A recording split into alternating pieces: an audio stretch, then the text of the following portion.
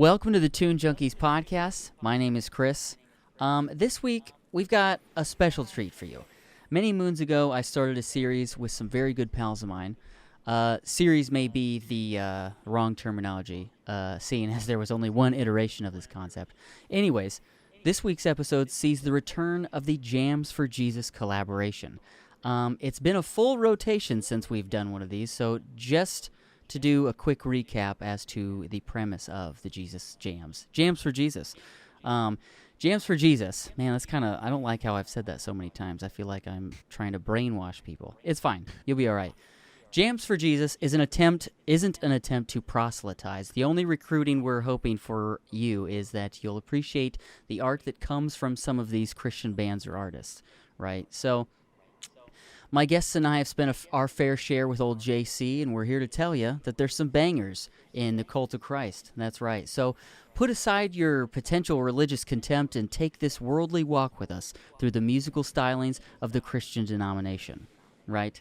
But my guests today are going to get a special kind of introduction. They deserve a special kind of introduction. That's what I should say. So without further ado, please welcome my good friends and fellow podcasters, the all-day hot dog eating. What? The fried pickle loving. What? The fart joke making. What? The Christmas OGs. Oh, hell yeah, what? The bubbiest of bubbas. What? Oh, what? And the incomparable presence of levity, the nice boy Shane and Austin. Thank you. I'm giddy. Yeah, dude. I'm fucked up now. I'm so goddamn hyped. Dude, yeah, that's what bro, I was really excited. Like, I was playing the Stone Cold theme and, like, practicing the delivery, trying to, like, get the timing right. I never feel like my Stone Cold impression is that good, so I'm insecure about my Stone Cold impression. That's my thing about it. It doesn't need to be good. No. As long as you get the essence of the Texas rattlesnake, you're good, man. It's also important to know that Stone Cold would not want you to feel less about it, dude. That's right. Stone Cold would just want me to be happy to be a part of it, you know? Yeah. If there's one thing I hate, What? it's a goddamn bad impression. Oh, I love that bit when he was like, if it's one thing I hate, it's a lazy, good-for-nothing truck driver. And when he's like, what do you do? And he's like, I work for a Christian publishing company. He goes, if there's one thing I hate. And he just throws the microphone and walks out laughing. I love that. That's really funny. I love that just happened to be like, oh, what are the odds that I have to, like, say, if there's one thing I hate, a Christian. Yeah, that's really funny. Christian publishing. He tried so hard to get people to hate him, but you can't do it, dude. Yeah. He's too goddamn charismatic to hate. Yeah. And it's that spirit of the rattlesnake, bro. You can't not love it. Like, he's the underdog. He's the one fighting for the working man. Like, What? That's Stone Cold Steve Austin. What? What? Yeah, junkies at home, if you've ever seen any of the Nice Boys posts, especially as of late, as they've made a gracious comeback for what did I write down? Oh, it says Season 69, Volume 2, Rise of Skywalker. Yeah. We're doing it again. Hell yeah, dude. 69 again. We thought, Season of the Lich was fun, but wouldn't it be cool if we did the sex one another time? Yeah, the CD ended, and we said, run that back. And we just started over, dude. Do it again. I like that. Hell yeah. What was I going to say? What was I talking about? Maybe I shouldn't have hit that pen before we did this. Stone Cold. I love it. I was so... But yeah, Stone Cold, what were we talking about? I don't remember. Good friends, Shane and Austin, the return of the Skywalker. I don't remember what I was going to say. But anyways, I do remember what I was going to say. If you've seen their posts recently, you have seen probably comments from me with capital WHUT. This is what we're referencing. If you listen to their show, their podcast, it's fantastic. This is like a bit that they do, and a bit that we did when we went to Disney. We're walking around. What's the? I don't know the planet or the city. What's Batu. it in Star Wars? Batu, God bless you. Batu. Yeah. So yeah, what? I love it. We did Yeah. it literally all goddamn I do day. it with a friend of mine at work, and he gets a big kick when I talk about like going into the office and we're like, "Oh, Stone Cold's gonna walk down to real time construction. He's gonna walk in the front doors." Yeah, and it's always just it's fun, man. In the front door. Sorry, It's I a gotta plug drug. Doing Stone Cold is a drug. these It in. really is. It really is. It was so fun. Like I said earlier, I'm still not as comfortable doing my Stone Cold impression as you guys are, but like walking through Disney, I was just like, man, I want to like join in, but I don't think my impression's as good as theirs. So I just want to just laugh in the background to show these others that I'm approving of their behavior, and I'm not going to stop it. It's not really about the impression. It's about the content of what you're saying. Yeah. Yeah. Yeah, because like as long as, like I said, if you get the essence, you could just say whatever. I went into that goddamn supermarket and I looked at the cereals and they had Lucky Charms. They had Fruit Loops, and just like whatever it is, you just keep it going. Yeah. Here we catch old Stone Cold going into the Cold Stone Creamery. Yeah, like you can. I want all the goddamn mix-ins. What? I want cookie dough. What? I want Oreos. What? I want them little Butterfinger bastards. What? Gummy worms. What? Yeah, dude, you can like And top it off with some goddamn caramel sauce. What? Then I'm gonna go back. Austin, my favorite is when you'll say the Stone Cold thing, and then you'll also say the what when you do it back. If bro, it fucking kills it. We went to the Stone Cold. What? It's so good. Austin, I think your impression is so good. That's why, like, you were the one, like, you were a big component in like leading the forefront of this bit. I was like, bro, I'm not even gonna try because this is so good. I just want to let him keep going. Oh my god, It's great. Hearing Hunter's Hunter, got a good one on him, hearing too. Hunter do his helped me formulate mine because I was struggling with Stone Cold for a long time. If we're being honest, yeah. And we've been trying it for probably as long as we've been friends. I can do the what. The what I'm comfortable with. What? I'm comfortable with that. But Yeah. it's the actual dialogue staying in that voice. I think if you get the rhythm of how he talks, and then I don't think the impression matters like as much. So just like the pauses, the cadence, like you know what I mean, like. Yeah. The old Stone Cold. Yeah, third person talking is a big component of it. Well, that is all good and awesome, but we're not here to talk about Stone Cold Steve Austin, even though What? We should and we could. we should. We should All do. day. We should do a Stone Cold 316 episode. Yeah. Oh, now you're speaking my language. Gosh, We missed March, but we can do it next year. Yeah, I would love that with my whole heart. Absolutely. Or we could make a Nice Boys 316, but not 316. We could make it your own thing. Do you guys have like a date that's like special? 420. Like, do you guys I think it'd be have a fun birthday? if you like 4/2069. Yeah. Well, I mean, we Yeah, but were doing the Bible verse. We tried to get. No one ever bought that shirt, but it was based on the Stone Cold 316, but the Ezekiel 23:20, which is she lusted after lovers that had like horse genitals, is essentially what it says. Yeah, horse genitals and emissions were that of a donkey. Yeah. So. Was just that like- text on the shirt? No, it just said like where it would say the white Austin 316. It said Ezekiel 23:20. I think for that shirt to sell, you'd have to put like the actual what do you call it? I almost said poem. The Verse. passage. Passage. Yes. There we go. Thank you. They'd have to put the passage on the back because I don't know anybody that knows the Bible verses like that. And also, is that like a special version of the? Is that in all the Bibles? That is in the Bible. That's in the. That's The Bible, baby. Yeah, that's in there, dude. That's That's a Hall of Fame it's in verse. italicized font. They wanted Yeah. you to read it.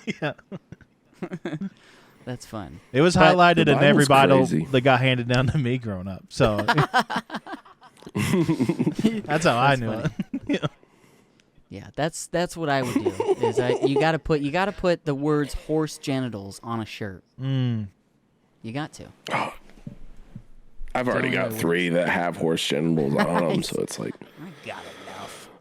All right. Well, today, folks, as I mentioned at the top of the show, this is going to go off the rails probably a lot. It's pretty par for the course for the show, but when the nice boys are in town, nice boys have a tendency to take over the show. That's what they do. They overdose on the Riz, and I'm left strengthless. I've got no defenses for it.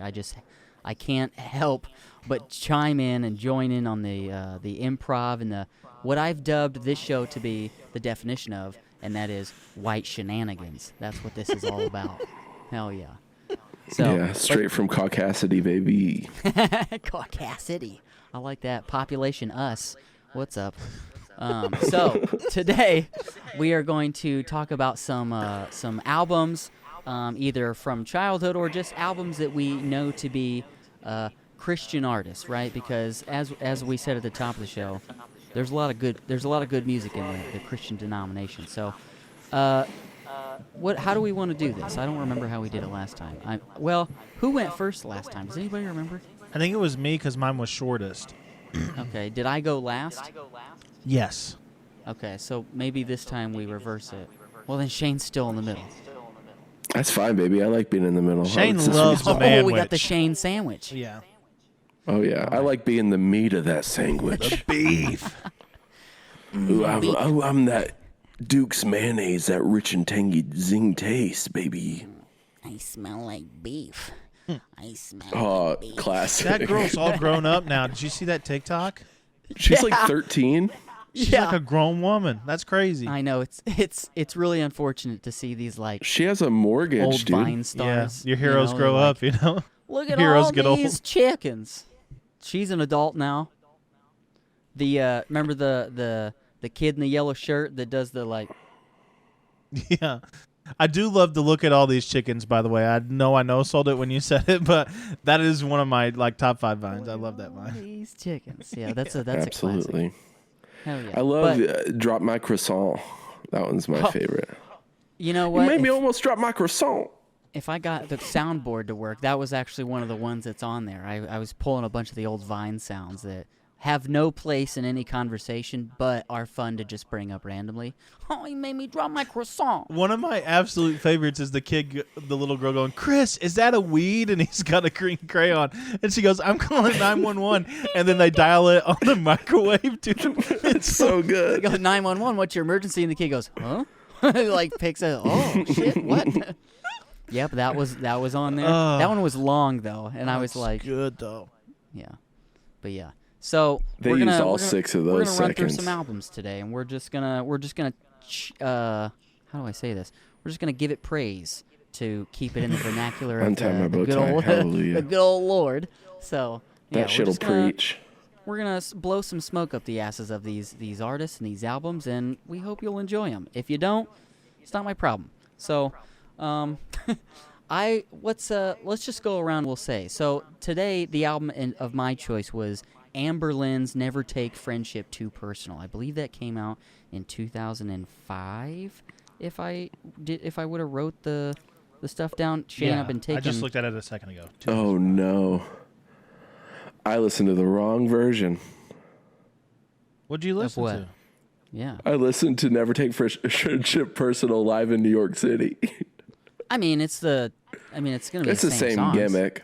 Yeah. Yeah. Okay, But good. it Okay, definitely good. is Okay, gonna good. sound Okay, different. good. Yeah. Yeah. So I have you know what's funny? no studio version in my brain. You know what's funny is I remember when I asked in the group chat. I said, "Hey, Austin, is this the right one? I want to make sure I'm listening to the right one." Mm-hmm. I should have done that, huh? You should have taken a page out of my book. I probably should have done that. If you listen to the Nice Boys, if you're coming from our little tiny Whole. audience, you will know that I don't prepare well. I'm not good at this. I'm really good at flying off the cuff. As you can see, I've already dropped so much gold in this episode. Just listen. Yeah. Some would say he doesn't prepare at all. Not me, but some people would say that. Yeah, Shane constantly shoots from the hip, much like we do here at this show. Shane's just he's a higher level of hip shooter than I am. That's because he's tall. I've never lost a duel. That's because he's so Check the freakishly receipts, tall. baby. Yeah. But yeah, I went with Anberlin's Never Take Friendship Personal from 2005. Austin, Yeah. who was your pick? King's Kaleidoscope. I took The Beauty Between, which came out in 2017. Super cool album. I mostly picked it just to talk about the controversy surrounding Mars Hill and all that, and he was a part of it. So I picked it as more of an interesting pick, but also Okay. like I do think there's merit to it because like a lot of the album is about the stuff that was experienced there. So it's good. Okay, interesting. All right, hell yeah, I like that. I like that you picked it simply because there was like drama behind it. That's good. There's That's a good. massive amount of drama behind that. I didn't find any of that. I mean, I didn't. Oh, shoot. I didn't do like a bunch of like research on it. I just listened Mm-hmm. to the album and I went to the Wikipedia to look for a little stuff. But Yeah. I don't think I saw a controversy tab. Mars Hill is the controversy. I listened to the episode with him Sorry. today just to like refresh my memory, and he basically says like they were kind of part of a different. It's a massive. We can get into it on my fake. I don't want to hijack. All right, anything. cool. Yeah. Yeah, we'll dissect it in there. But yeah, Yeah. I'm okay. Now I'm really excited for I love controversy. I love drama. Rest in peace, Jerry Springer. Yeah, dude. Oh, you want to know how I found out that Jerry Springer passed away? It wasn't social media? No, so he died on my birthday. And one of my friends was like, "Happy birthday, Shane, you killed Jerry Springer." Oh my God. And that's how I found out that he That's a good died. friend. Shout out Chris Lopez, if you're out there.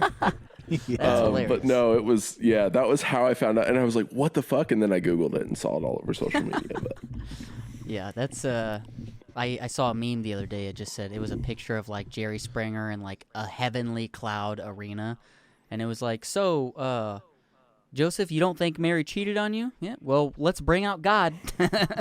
Let's bring out God. I was like, that's the lie detector says that. Let's take our paternity test. Yeah. I was Googling because I did an episode where I wanted to like end on that. It was like the day he died, and I was like, oh yeah, we'll just I wanted to do a bit. I was gonna do like "You Are Not the Father," and so I like Googled it to like double check. Do you know "You Are Not the Father" isn't Jerry Springer's thing? That's Maury. Yeah. Yeah. That's Maury Povich. I think But it's also everybody Vader, like right? associates the two together. They're the same guy. They're both gray-haired dudes. Yeah. Did no one hear my Darth Vader joke? I think Vader said that. It was Vader. All right. No, yeah, I I think it know was the that. wise philosopher Dracula that said, "You are not Austin, the I heard father." you speak, but Okay. Shane and I were also both talking at the same time. No, it's Luke. I am your father. No, it's not. Luke, He I says tried no. not to be your father. That's He what says, he should have "No, said. I am your father." He does not say his name. Yeah, he goes, no, dingus. I am your father. Listen, dipshit, I'm your daddy. Hey, Chris, I'll send it to you. But I did find a TikTok of someone doing Stone Cold as Vader, and like It is the best. It's very It is funny. the greatest video. Yeah. Wait, was it a person doing it, or did they have like AI put it together? Yeah, they took clips from Stone Cold and put it over scenes in Star Wars with Vader. So like that fight with Luke when they're in Cloud City and he's hitting every time he hits his lightsaber, he's going, "What? It's very good." It rules. Sometimes I'm like distressed and pretty heartbroken about the times we live in. But then there are things that I'm shared information about things like that where it's like, yo, somebody took time out of their day to make this video for the enjoyment of others. And you know what? That's a beautiful thing. I'm glad to be alive. It's the only thing getting us through at this point is TikTok. Bro, somebody was telling me today, they were like, oh yeah, TikTok doesn't have a website because they want you to be on the app. And I was like, why is that? You think it's just because it's like more maintenance to have a website? And he was like, no, I think it's just because it's easier to collect data on your phone. I was like, oh, that's fair. And I was like, they can keep collecting my data if they keep giving me the gold stuff they give me every day in my feed. So I got nothing worth collecting, so take it all. Yeah, yeah. It's fine. Yeah, my bank account is like empty, so good luck getting that. You want to be me? Go for it. I'll go move to Mexico. It'll be fine. You want $10,000 in credit card debt? That's all you, TikTok. Take it, please. All right, so should we jump on into this? Do you want me to go first? Shane didn't tell what his album was. Oh, yeah, Shane, sorry. You're high as shit right now. Dude, I told you, I was really stressed out about getting this thing going. Listener, we changed up how I normally do it. And there's always technical difficulties when the Nice Boys come into town. We bring the rain, baby. Absolutely. It's the digital world just can't handle the Nice Boys. That's what it comes down to. But yeah, the bit of the spectrum where I lie on the spectrum. I like my routines. I get very good at it, and I don't like deviations. And when I get deviations, I get very stressed because now I am not positive things are going to go the way I know they're going to go. So yeah, I partook in a little bit of the devil's lettuce before we did this. Okay, so sue me, whatever. He's out here taking huffs of that street drug known as marijuana. Hell yeah. But anyways. All right. My album is Switchfoot, Hello Hurricane. They have been one of my favorite bands since I was like 14. Like when I first started picking my own music, I was not allowed to listen to quote unquote secular music. So Switchfoot was like the gray area, because Switchfoot, they're like, they sing about God, but it's like, is this about God or is this about a girl? We'll never tell. So it helps that their lyrics are very vague. So I was like, yeah, I listen to Switchfoot. And Hello Hurricane is like no skips, in my opinion. Like it is my favorite. I agree. Just like banger after banger. It's a good one. So I'm really stoked to talk about it. No, you're good. I know you've got cool stuff to share. So, and I'm prepared to hear about it, and I'm prepared for you to tell the junkies at home about it. But I think that's one of the things that I'm always very receptive to is like if it's very direct and like they're name dropping God and like Jesus and stuff. That's hard for me to digest. But if you make it just a little bit vague to where it works in both avenues for the religious aspect and for the the Satanists, whatever, like I can still enjoy it and I will still enjoy it and I'll tell others to enjoy it, right? So there's no condemning, believe what you want to believe. That's fine. I don't care. I don't want to feel like I'm being, to use my big fancy word from earlier, proselytized, I'm not trying to be converted, but I will enjoy your music. I do want to support That's why you picked Creed last time, because they're the kings of vague gospel lyrics. Yeah. Yeah. I mean, there's a few tracks that are very, very obvious, apparent, but yeah, he did a pretty good job at making it a little less Dear Jesus. I don't know why I went into Dear Penis right there. Because you love the Gaither vocal band, dude. Good old Rodney Carrington. My goodness. I don't know why I just thought of that. That's fun. Do you guys know about Rodney Carrington? Heck yeah, dude. Oh, yeah. Okay, good. All right, cool. Show him to me. I always liked show them to me. I like the Don't Look Now, Mama's Got Her Boobs Out, showing everybody in town. I like that one. That one was funny. I always get it confused. It might be a Jeff Foxworthy joke, which I mentioned this in our most recent episode, but it's just coming back up, maybe.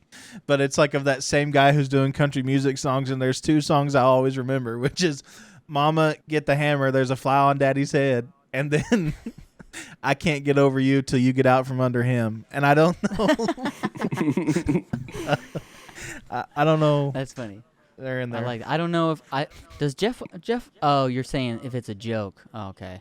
I was like, I don't think Jeff Foxworthy does, and he's singing, and I don't know that it'd be that good. Nothing against Jeff Foxworthy, but I don't think you've got. We don't know that for sure. How can we tell until he drops an album? Come on, Jeff, we're waiting. Dude, I'd love to hear him, and this is just me, on Grandma Got Run Over by a Reindeer, because oh yeah, dude, I think he'd crush it. I think that whole blue collar comedy tour would do good on that song. Just give me a verse? God, give those guys a Any Christmas album. novelty song. I think they'd be really good on the entire discography of Ray Stevens. They would kill it. Okay. I would check it out. I don't know I'm going to be thrilled about it, but I will listen. I'll check it out. Yeah. You might be a musician. All right. You guys ready to get into this? Yeah. Let's get it in. It's time to get sexy for the Lord. I'm gonna number 3 for Jesus. All right, so let's jump into my pick, shall we? This time we're going to start with me.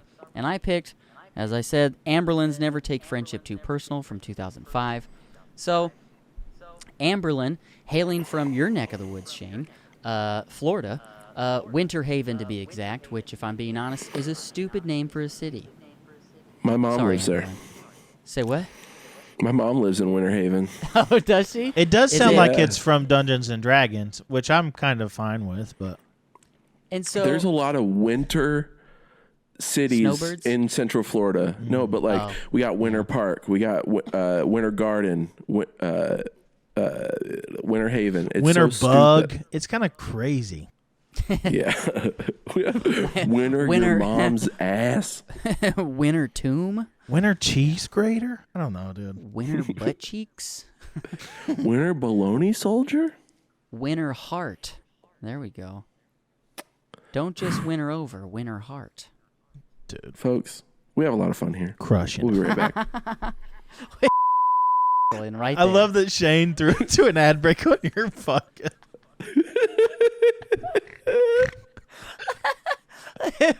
And you did it. You did it so nonchalant. We'll be right back. I'm glad I got high before this. I'm a competent professional. It's fun. It was I wasn't even done with my intro to the thing. It's perfect. I really like that. So, released in 2005, Never Take Friendship Personal is the sophomore album of the band Anberlin. Building off the initial success of Blueprints from the black market, this record is a staple in the band's discography. Hey, Kitty, are you about to chew on that? Kitty's got a nice ass. Don't say that about somebody's mom, dude. Show me that butthole. You're lucky he's of age. Otherwise, it'd be wrong. Oh, my God. I think the fact that it's a cat makes it wrong. The age has nothing to do with it. Oh, age doesn't matter, does it, Shane? Not in the cat Fuck, world. shit, no, fuck.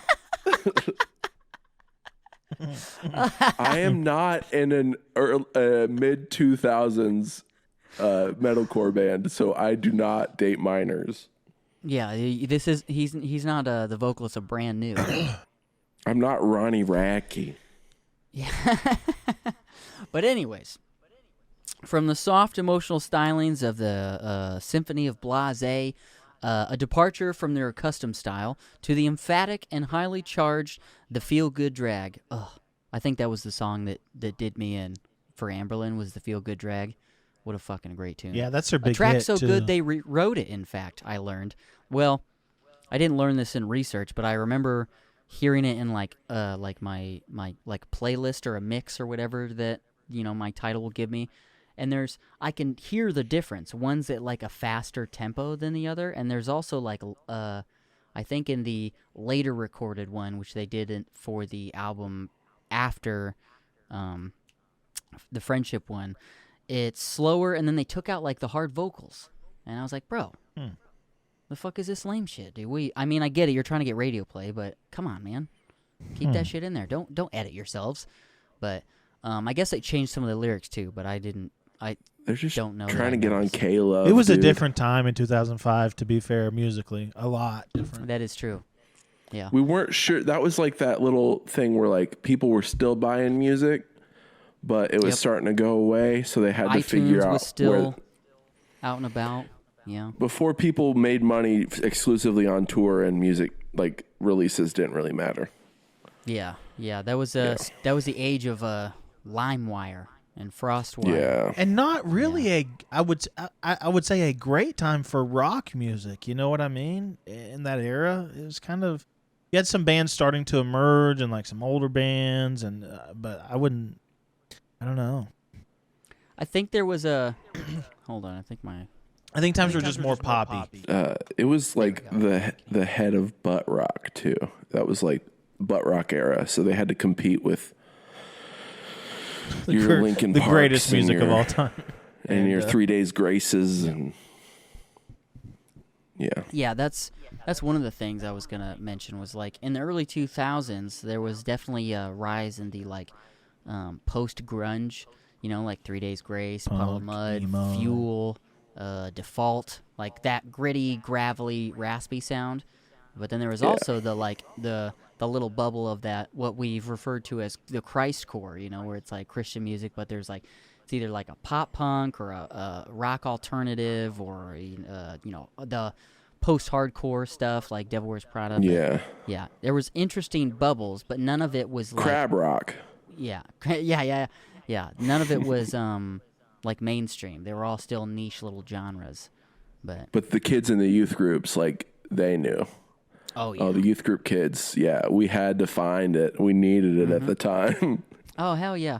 I feel like I contribute part of my, even just my not my awareness of that genre comes from the anti-drug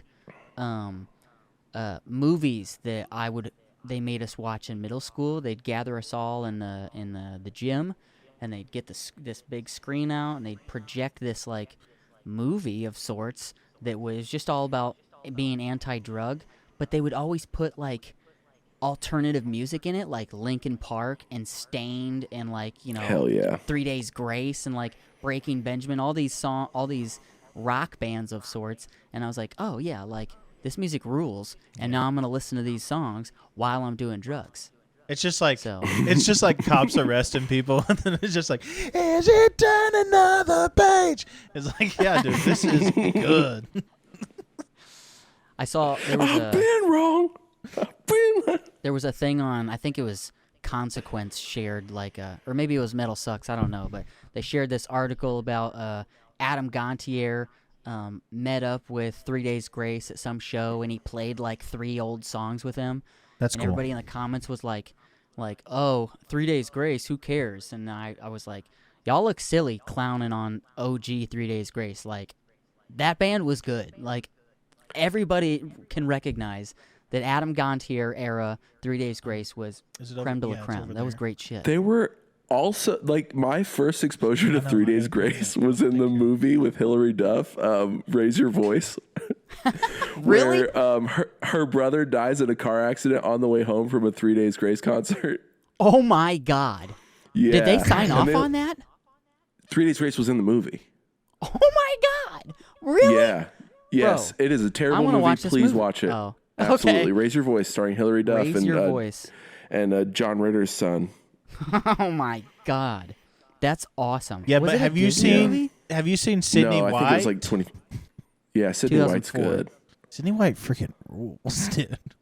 I love Sydney That's White. so I like those dorks she hangs out It's with. like Sydney Snow and the White. 7 dorks. Yeah, dude, but it's But good. they're It's all got Amanda nerds. Bynes. It's like if Big Bang Theory wrote Snow White. Bazinga. but Do you guys want but to hear it's some better. some facts about Raise Your Voice? Yes. Hit me, baby doll. So you weren't kidding when you said it was a bad movie. Raise Your Voice has an approval rating of 15%. Yeah, suck it. The film opened There's on this- October 8th, 2004, and grossed $4 million in its opening weekend at number 6, behind Shark Tale's second weekend. Hey, Shark Tale is good. That movie rips. That car wash scene. Shark Tale is good. Yeah. Shout out Will Smith. He hasn't done anything controversial in the last year, so shout out Will he's Smith. good. He's good, yeah. Shout out that sexy fish I love that that Angelina sexy fish. Jolie plays. Angelina really? Jolie Fish. Yeah, dude. Bro, don't you hate it when they make these like animals kind of sexy? You remember Lola Bunny? Yeah. Yeah, I hate it. Yeah, dude. I that know for a sucks when fact- I've they never do that. forgot Oh, about her, dude. I don't like that, actually. I know for a fact that Lola Bunny was the sexual awakening for a handful of people. I know it's true. Not me, dude. There's no way it's not. She was a babe. She was a robo babe. She was magically babelicious. Magically delicious. But In Latin, they called her Babia Majora. Oh yeah, I was talking about the Feel Good Dragon. Then how did we get sidetracked? I don't know, dude.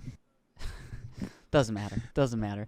Anyways, going back to what I was saying, I was talking about how they rewrote the track, right? There's a lot of debate on which one's better. Feel free to share your opinion. Email us at tunejunkies@gmail.com. I'd love to hear it. Don't email us, though. Fuck you. Yeah. They don't want to talk to you, okay? You can email us. That's not true. Please talk to us. Nobody does. Hey, plug your email. Where can they send their opinions to? Just DM us on Instagram. That's the best way. At Nice Boys Podcast. Yeah. Let them know. And That then way we both screenshot your see conversations. Share them. Let them know how. Share your interactions with the Nice Boys. It's always good. And send nudes to dog cops. Through the mail. Shameless Snail plug. mail. Yeah. Snail mail. Please get a greeting card and then put a picture of your titties. Write a in it handwritten letter in calligraphy to the dog cops describing your nude body. Yeah.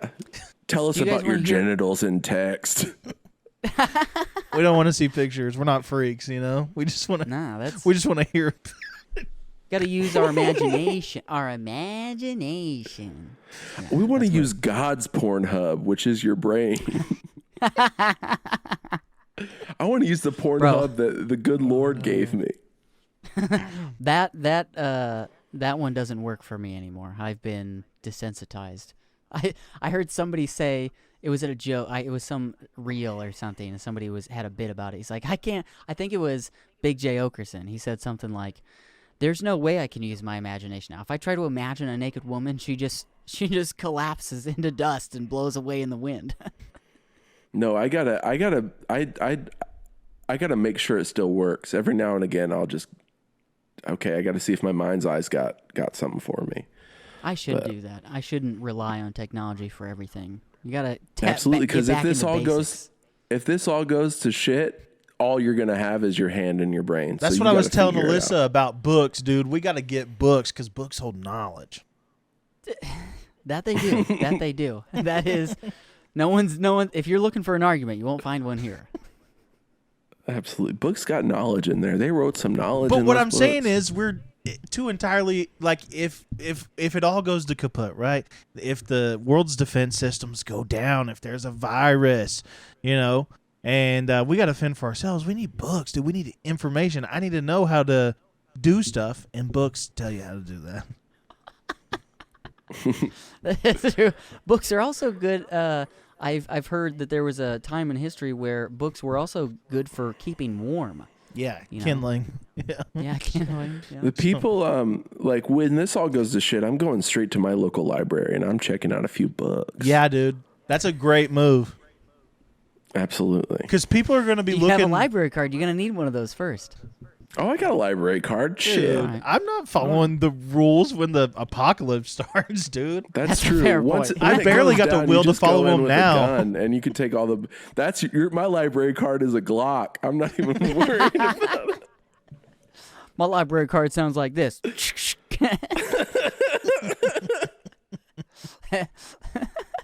Do you think in this hypothetical scenario, when Yeah. the world ends, Yeah.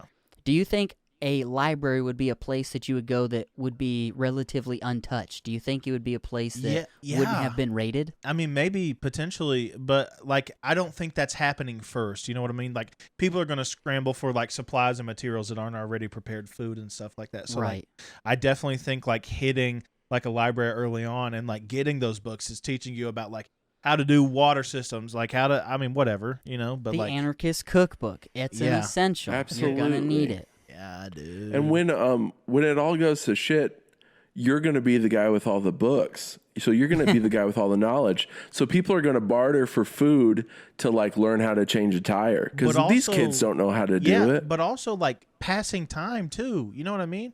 We're going to have to go back Absolutely. to reading. like 100%. Another book that I would say is a must-have in this kind of situation, the Boy Scouts Handbook. Yeah, that'll work. Great. All kinds of I've got knots one and of those. shit. Mm-hmm. Knots and poisonous plants and edible plants and stuff like yeah. that. That especially. That's the shit you need. Muy importante. Yes. Oh, for sure. This is a bilingual And also, podcast. get all the goddamn maps, because these guys don't know how to get maps anywhere too. without their phones. That's true. That's Gotta very pull true. out those Rand McNally's. Yeah, get an atlas from your local Walmart. Yeah. Well, They still be make careful going to atlases, by the Walmart. way. That place will be a shit show for sure. No, I'd get an atlas now. Mm-hmm. Just Hit up have Amazon. one on you. Use Yeah. promo code TJP Pit6 for 10% off your order. That's not true. Don't. We'll do be that. right back.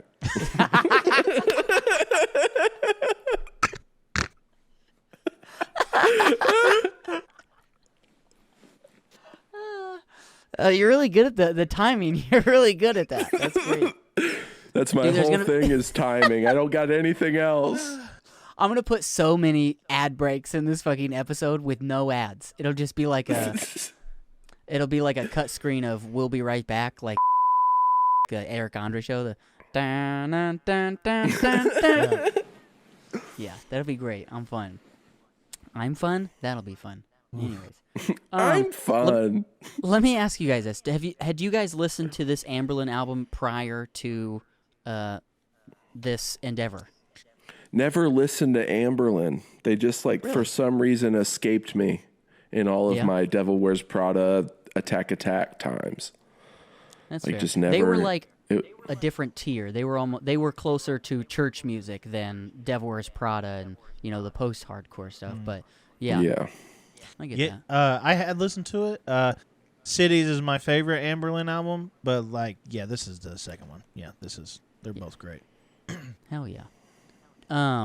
So Shane, I'll ask you this: what was your impression? I know you listened to the live version, which I can attest.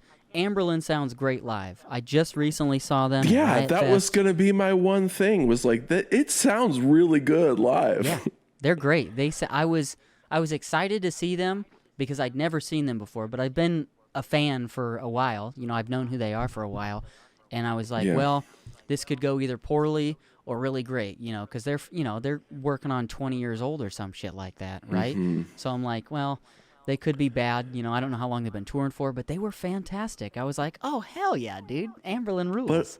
But also you don't put out a live album unless you're pretty decent live. That's true. That is true. That's the thing. It's like I think the only exception to that rule is Blink-182 because they're always going to suck live, but it's part of it. Yeah. I saw a bunch of videos on TikTok of their performance at, what was it, Coachella? Coachella, yeah. And they're just like making dick jokes and shit, talking over each other. I'm like, oh my God, this is madness. I was like, They've never that's a changed. Blink-182 show right there. Good for them. Absolutely. You're not there for the music. You're there to hear them banter with each other. Yeah. It's the Mark, Tom, and Travis show, 100%. Yeah. So let me ask you about your overall opinions about this album, right? So I find this album personally to be versatile, but also very collected. Like the title track opens up with a straight killer riff, right? I also learned in my research that they named the record "Never Take Friendship Too Personal" after their guitarist had to leave the band. I didn't look into the actual play out of what happened. I don't know if he got kicked out. I don't know if he just left. He got a family or something. I don't know the situation, but they did name it after that debacle after him leaving. So that's cool. So I don't know if it was a jab, but either way, at least you got an album named after you. Yeah, that is a good. That's good to put on the resume. Yeah. I have an album named after me. That'd be sick. What do you if they think what's the name of what do you think the name of your album would be if someone named an album after you? Son of a Taylor. Very good. Very good. Gary Taylor is my grandpa's name. So Mine would be Ensco, Brother, Where Art Thou? That's really good. Insco, brother, where art thou? I'm gonna go with kind and generous, yet oftentimes too honest. I would call yours A River Deep and Widener. I'm really good at puns, folks. We'll be right can't back. believe you didn't immediately go Widener, I hardly know her, because that's Widener, I hardly know her. That's the money. You know what's funny? I don't think I've ever heard, like, I think I'm the only one that's ever made that joke. And, like, nobody ever laughs. Nobody ever gets it. I'm like, is it like, does it not work? What a Is bunch it of me? clowns. Yeah, they are clowns. You're That's hanging out not with me. the wrong people, dude. It was You my gotta hang out with more coworkers. idiots like us. Trust me, I have plenty of silly friends. I In love- fact, Okay, good. I would go as far to say they're the only friends I acquire. We're the best ones. They're the most fun. I think my favorites on this was, I really liked A Day Late. I really like poppy. I like pop stuff. So that one was a little more poppy sounding to me. But like you said, every song is just, it's not, I don't think they have a bad song on here. No. Musically, lyrically, it gets a little monotonous. A little, I think the first like two songs, he's asking like, is everything going to be all right? But I think he's asking it to two different people, or maybe himself. I don't know. I really like, but I like Paper he Thin hadn't got an Him. answer yet. Okay? Yeah, In the he's first still 8 trying to minutes, he figure it still out. didn't have an answer. Yeah, that's great. It does take you on a journey. Yeah. But yeah, A Day Late was my favorite. I also really liked the 7-minute song, the Dance Dance, Krista Pavkin. Bro, that song's great. I actually wrote down a little thing. I had made a comment about I think the writing is a little more matured from the previous album, right? For it's being their sophomore album, it's hopefully they'd made progress in that avenue. But I had wrote down that the there's a line, well, the chorus in Dance Dance Krista Pavkin, I might be saying that wrong, is absolutely poetic. He says, "Don't need no drugs, you're my chemical. Now I'm dependent, swear I'm clinical. Addicted to those glances, taking chances tonight. I need a fix in those heroin eyes." Like, those are like gritty, Bars. that's gritty lyricism for, Bars. a Christian band, so, of sorts. Yeah. I need a fix from your heroin eyes, bro. Heroin's such like a potent word, you know? Yeah, because of the Dirty Brown. I like that Ed Sheeran heroin song. The what? Chemical, talking about shooting. Oh, Yeah. But yeah, yeah. the lyricism is great. I What's like this? that Justin Timberlake heroin song. I don't know that Can't song. Stop the I Feeling. don't know a lot of just JT. I know the hits, but Pusher Love Girl. That's an underrated sex playlist song, by the way. It's got a real funky beat to it. You can really get down and dirty. I mean, I don't do a lot of that. In fact, I'd say it's pretty absent. But that I'll keep that as a note. When you masturbate to your brain, play Pusher Love Girl, you will come. That's a little callback from I assure before. you. Guys, we have a lot of fun. We will be right back.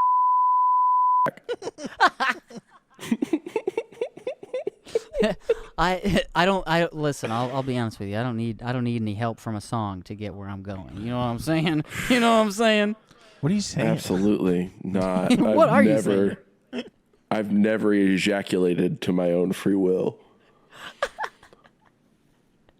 Anyways, I think this record,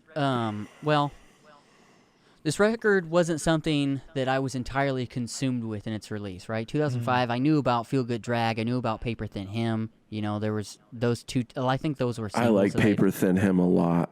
That one's fantastic. That's such a good It song. sounds great live. I'll tell you that. Oh, for yeah. free. Yeah, I heard it at Riot Fest, and I was like, hey, I know this one. Hell yeah.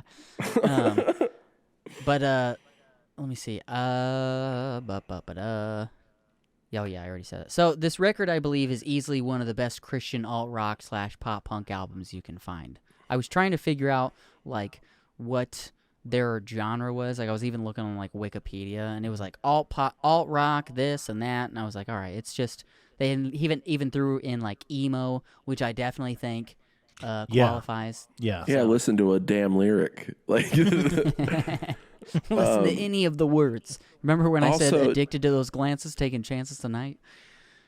I was doing some research, and Dance Dance Krista Pafkin is actually about Chris Drama Path from Fantasy Factory because they weren't allowed to use his real name. So when you think about that, just think about Rob Dyrdek. That's not true. I just made all that. No. Do not believe I say. I was like, dude, that's not what I read. Did no one immediately hear me say, "You stupid idiot"? No, yeah. He knows when I'm about to do a dumb idiot thing. We've been friends for fucking 15 years. way. He gets it. Yeah. That's funny. Yeah. At first I was like, I thought I knew where you were going, and I was like, okay, yeah, and then I was like, wait a second. Yeah, I just watched Chris listen really hard to that. No, that was the best part. Is like, oh, he believes me for a second, and then he's gonna say like, it's not wait a true. second. This is not matching my research. Where did you find this? But yeah, I found it in my mind's eye, right where I keep all my masturbation material. in the folder right behind. Oh no, what's her Overtime Megan? Yeah. They come out of the same box sometimes. My porn folder in my brain is called taxes. Noted. Look for... So whenever you look into my brain's computer, it's where all the good stuff is. Shout out Beetlejuice, dude. Shout out Beetlejuice. From Scary Movie 2, where they cut up in Shorty's head and he's in there. He's like, "This your brain on crack." Man, those. I think I just recently found out that I share a birthday with one of the cast members from Scary Movie. I got pretty good birthday partners that I found out about on Nice Boys this week. So go check out the episode titled Shane's Birthday 69-2. 69-2. Hell yeah. Oh, yeah, that was one of the things I actually was going to ask you about. Maybe I did ask you about it, and I just forgot.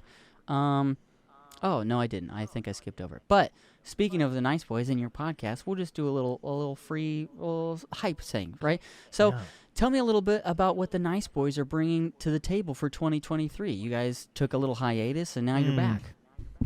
Same stuff as before, basically. It's basically what we're doing here, but with zero structure. Yeah, we're it's kind of like a new show, but it's also the same old show. It's also like we're new guys, but we're also the old guys. Yeah. It's like it's a brand new show, but it's also the golden era. Yeah.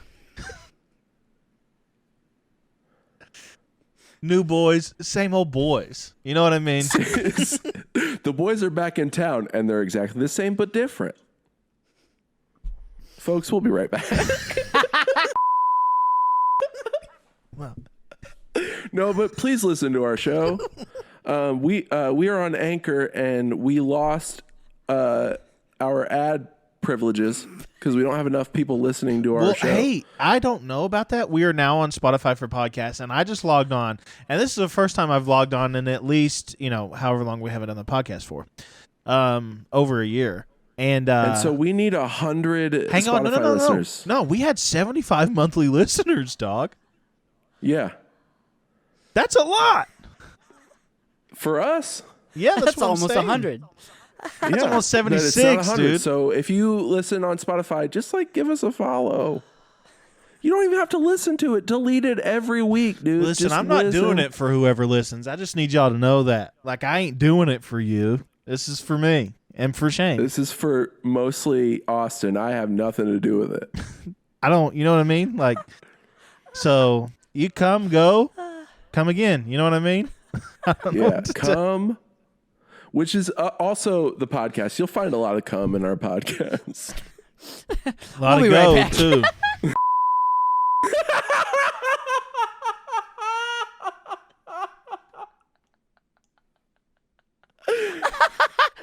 Oh We're not even done with the first album, and this shit's already off the rails, boys. Bro, I'm still laughing about that we lost our ad privileges. We did. We're grounded. It sounded like you guys were in trouble. Like, we're in Spotify jail, dude. We're the Spotify bad boys. Yeah, we're the bad boys of Spotify. my stomach hurts. Our title is very misleading. We should be the bad boys. Same old nice boys. I now suggested also the bad boys at one point. Yeah, I remember that. We drafted Oh TV my theme God. songs, and that was my number one TV theme song. It's the theme song from Cops. Bad What boys. you gonna do? Oh my God, I'm like literally lightheaded. You're welcome. If I pass out, everybody, it's fine. I'll be right back. And on that note, we'll be right back, folks. Cool. That's kind of where I'm at. I have a newfound appreciation for it, having listened to it from front to back. I'll be honest, most of the time I had like 3 or 4 songs I would listen to and playlists that would come up, and then I was like, yep, all right, that's Anberlin, I love them. But listening to it front to back, I couldn't be more in love with them. Like, it's creme de la creme. Shout out to also Anberlin. love doing this series that we're doing, and you said in the intro that it's not a series, but now technically it is, because there is Now it 2. is. Yes. Now it's a series. But I don't listen to albums front to back anymore. So this was really fun. I really enjoyed It's like, this. yeah, it's fun homework. Listener, Yeah. junkies at home, partaking. If you have an album that you'd like to suggest for this series, I remember I posted about it the first episode we did, and I had a bunch of people saying, like, our friends, my friend Daryl in Stop, Drop, Rewind, he was like, if you guys don't talk about 5 Iron Frenzy, it's going to affect our friendship. I don't know anything about that band. Iron. That's a Shane thing for sure. 5 Iron is my wife's favorite band of all time. Really? All right. Yeah, we'll have 100%. to do one for her. We might have to have Kate on to. Yeah, let's do it. Yeah, we could do that. She would be down. She loves talking about 5 Iron Frenzy. That's her autism. Is talking about 5 Iron Frenzy. Hell yeah. That's awesome. And We not get a just the special band. guest host. I like You should that. see her at Dick's Sporting Goods in the golf section. Absolutely. She loves talking about 5 irons. It's her favorite golf club. It's beautiful. It's magnificent. The architecture to it. I don't know if architecture is the right word, but whatever. It can Hey, be. you want to hear a funny anecdote about? It's golf related. The first time I ever saw the word Titleist, I read it out loud. I said, "Why does that dude's hat say Titleist?" And my brother was like, "You're an idiot. It says Titleist." I'm like, "That's not a fucking word, is it? Is Titleist a word?" It's a brand. Okay, but it's not like they make novelty hats that say titties in the Titleist font. So if you're looking for a fun gift for a loved one, Grandma needs a new hat this season. So. my wife wouldn't let me buy it. My wife. My wife. What? Wouldn't that's my Don Draper. My wife wouldn't let me buy it. Cause I need someone to rein me in, because if I was picking everything I wore, I would wear the goofiest shit. I'd wear such dumb stuff. I mean, I do wear dumb stuff. I have a Sucking on Chili Dog shirt that's my favorite shirt in the world. But Is that what you're wearing right now? no, this is a Beach Boys shirt that I bought at Target. Nice. And it sucks because it's no Brian Wilson, because it's 1983 and he wasn't in the band at the time. Why'd you even buy Damn. that shirt? Because it's You should I make like an Beach addendum Boys. to it. Okay. Just marry me. Who sings that? Train. Yeah. There we go. Shout out to I think it's the Joe. unshaved chest of Train. Drops a Jupiter in her hair. This song is so good. Timeless. Anyways, all right. Shane, did you share your opinions about Anberlin? I think I said enough. I didn't listen to the right album, so I don't feel good about sharing my opinions too much. Yeah, it was all the same Just songs, tell though. him, dude. He said beforehand, he's like, I never really liked Anberlin. He said, I- I'm yeah. actually anti-Anberlin. Yeah. Anti-Berlin. Tear down that wall. Mr. Gorbachev. What?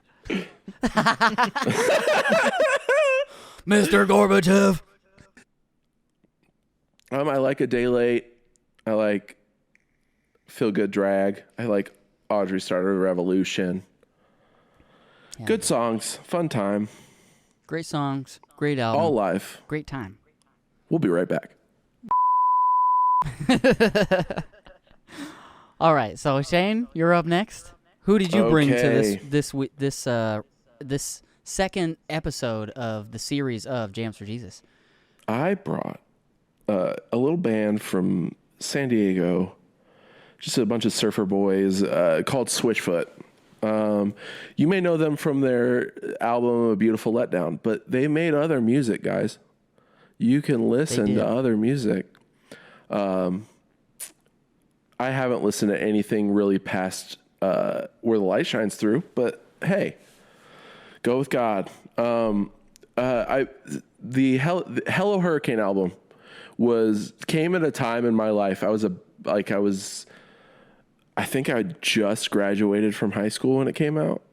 So This was like the summer I needed to go get a job and be a part of society. And so it was a good album. And and like I said in the intro, there's no skips.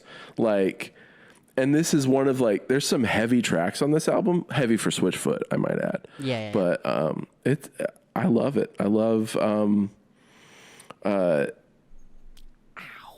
there's no skips. I'm not good at voicing my opinions about things, but I really I'll say love it.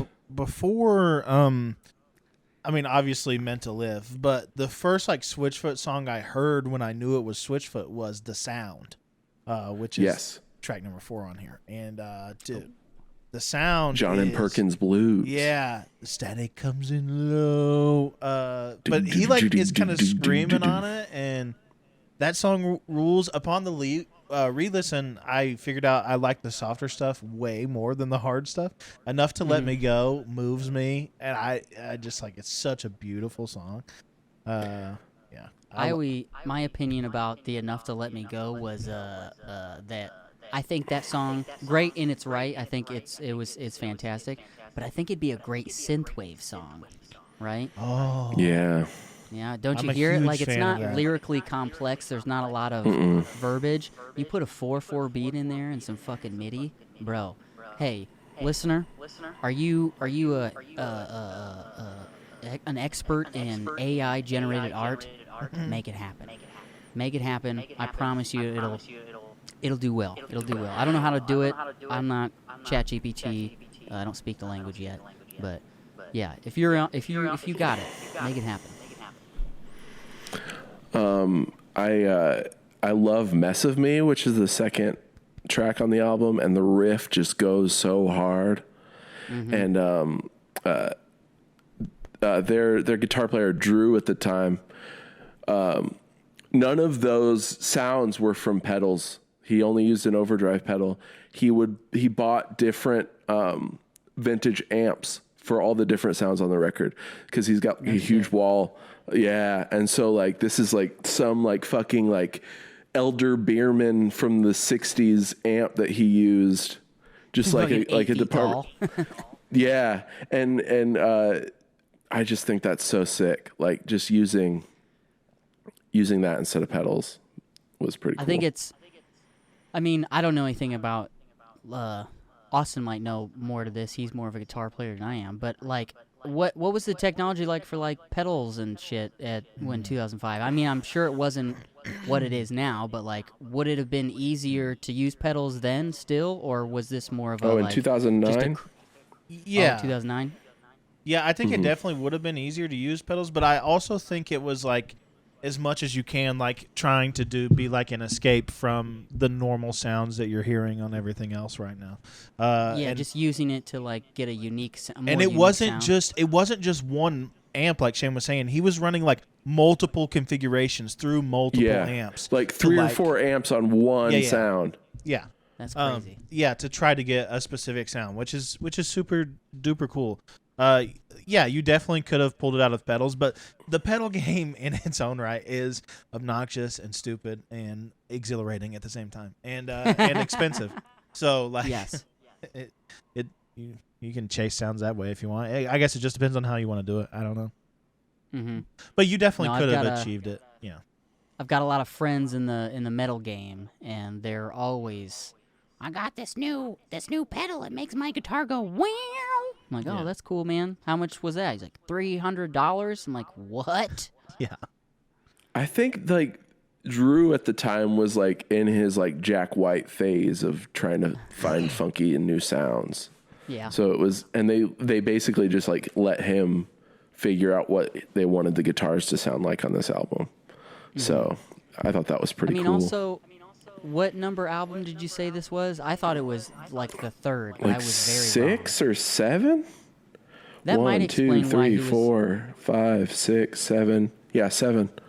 Yeah, that might explain why he was looking to, just looking for anything to spice it up, I don't know if this was a thing that he practiced in past albums, but I mean, that it seems to be the going like culture for things. Like the further you get into your career, the more experimental you're trying to get new sounds. Yeah. So, And this that was makes also like they recorded it on tape. They didn't do it on digital. So that seems think to it- happen with every band that gets to a certain point. I remember fucking Foo Fighters did that for, what was that, Oh, Sonic yeah. Highways or something like that? Sonic Highways Yeah. is beautiful. well, they do it from here on out now. Every Foo Fighters record really? is on tape now. Yeah. Hell yeah. Or like a hybrid. They'll like run the Yeah. tape through a program. But yeah. This, like I said, no skips, dude. Bullet Soul Rules, Sing It Out is one of those slower songs that gives me goosebumps every time I listen to Yeah, it. Bullet Souls. He's like wailing. Are you ready yeah. to go? Yeah, dude, it's heavy. Are you ready to For go? Switchfoot. So the thing that Chris wanted me to talk about about Switchfoot Go is ahead. I got to see them live for the first time. And it was at Epcot, and they played 3 different sets in one day, and they were talking about how they'd never done it before. And so like they never played 3 different sets. So they played fucking everything you can think of. And third song, I'm in the front row. I'm stoked. I had gotten rained on. I waited in line 3 hours for the first set. And I was in the front row, and it was the third song of the first set. And John Foreman makes eye contact with me, and then he starts walking towards me with the mic and puts the mic in front of my face, and he's like, we're hugging. And I was in Switchfoot for about 23 seconds, and it was incredible. I got to sing with him. I gave him a real good hand high five hug thing. And then the second set, we're sitting a little further back, and he waves at me. He sees me and goes, "Hey, buddy," into the mic, and I fucking started crying. I'm like, oh my God. Yeah. I've loved this man since I was 11. He's one of my favorite artists of all time. So just having those moments with him, like, oh, it was so cool. And between the first and second set, we were in line for it. And their manager came out to talk to us. He's like, "Are you guys coming all 3 sets?" And I said, yeah. I said, "I've wanted to see this band forever." And we didn't know he was the manager. He said, "Well, I'm their manager. We've never done anything like this before. Do you guys have any like ideas or tips that you would like?" I said, he's like, "Have you ever been to shows at Epcot like this before?" And I said, "Yeah, I work. I'm a cast member, so I know. I've seen Smash Mouth, Boys to Men, Simple Plan, like Plain White T's, Hanson, stuff like that. And usually they just like stick to their heavy hitters. They'll play like they'll hits. vary, they'll do different sets." But every now and again, if it's like a big hit, they'll play it twice. Like Hanson plays Mbop every set. Smash Mouth plays All Star every set, and Walking on the Sun. They open with Walking on the Sun and end with Smash Mouth, and the stuff in the middle is different. But and with All Star. But and he's like, "Oh, that's actually a really good idea." So they ended up playing Dare You to Move twice, but no other repeats. Yeah, Nice. but oh my God, they played everything you could think of. I was like, I don't think they missed a single My song. thing that I is didn't like wanna hear. if I didn't know that, you know what I mean, and I went to one set and they did not play Meant to Live, I would be so butthurt. I would be so upset. Yeah, Yeah, I would be too. yeah. How you I gonna think. go to awesome. Disney World and not play the hits? Well, apparently, the next day they played "Meant to Live" every set. Yeah. They probably got notes from Disney and homie was like, as a cast member, was scaring the damn shit out of me because John Foreman he's a front man. He will get in the crowd. He'll put people's hats on. He'll climb chairs. Like, he was climbing all over the damn place. And as a cast member, I'm just like, oh, they're not going to be asked back. They're not going to be asked back. This might be the last time I see Switchfoot at Epcot. But apparently it went really well and they drew a really good crowd. So maybe they'll come back next year. And I will be there in the front row trying to get another hug. But no, it was such a cool experience to see them live. Because I the one time I had the chance to do it, I got food poisoning and I didn't get to go. And I was like 16, and Damn. I was shitting my brains out and That was like couldn't do primo it. era then too. Yeah, Yeah. it was right after like Oh Gravity came out, I think. Yeah. So it was a big deal. But no, this album has meant a lot to me. I have the deluxe version on vinyl, which has all sorts of like demos and stuff, and just like them like fucking around trying to find the sound of this album. And you can definitely hear, like I was talking about, the guitars. Like, the guitars sound completely different on all the demos, and it's awesome. But Cool. yeah.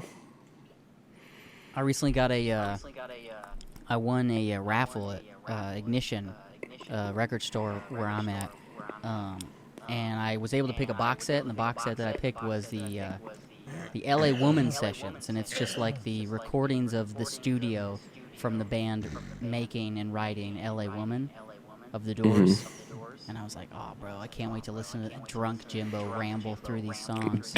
Just mumbling his way through. Yeah, yeah. Dude, my mother-in-law bought me tickets to see Hank Jr., and I cannot wait to watch that live. Just Hank just loaded up there, just screaming the Absolutely. hits. A 75-year-old Hank Williams Jr. drunk out of his gourd. Yeah.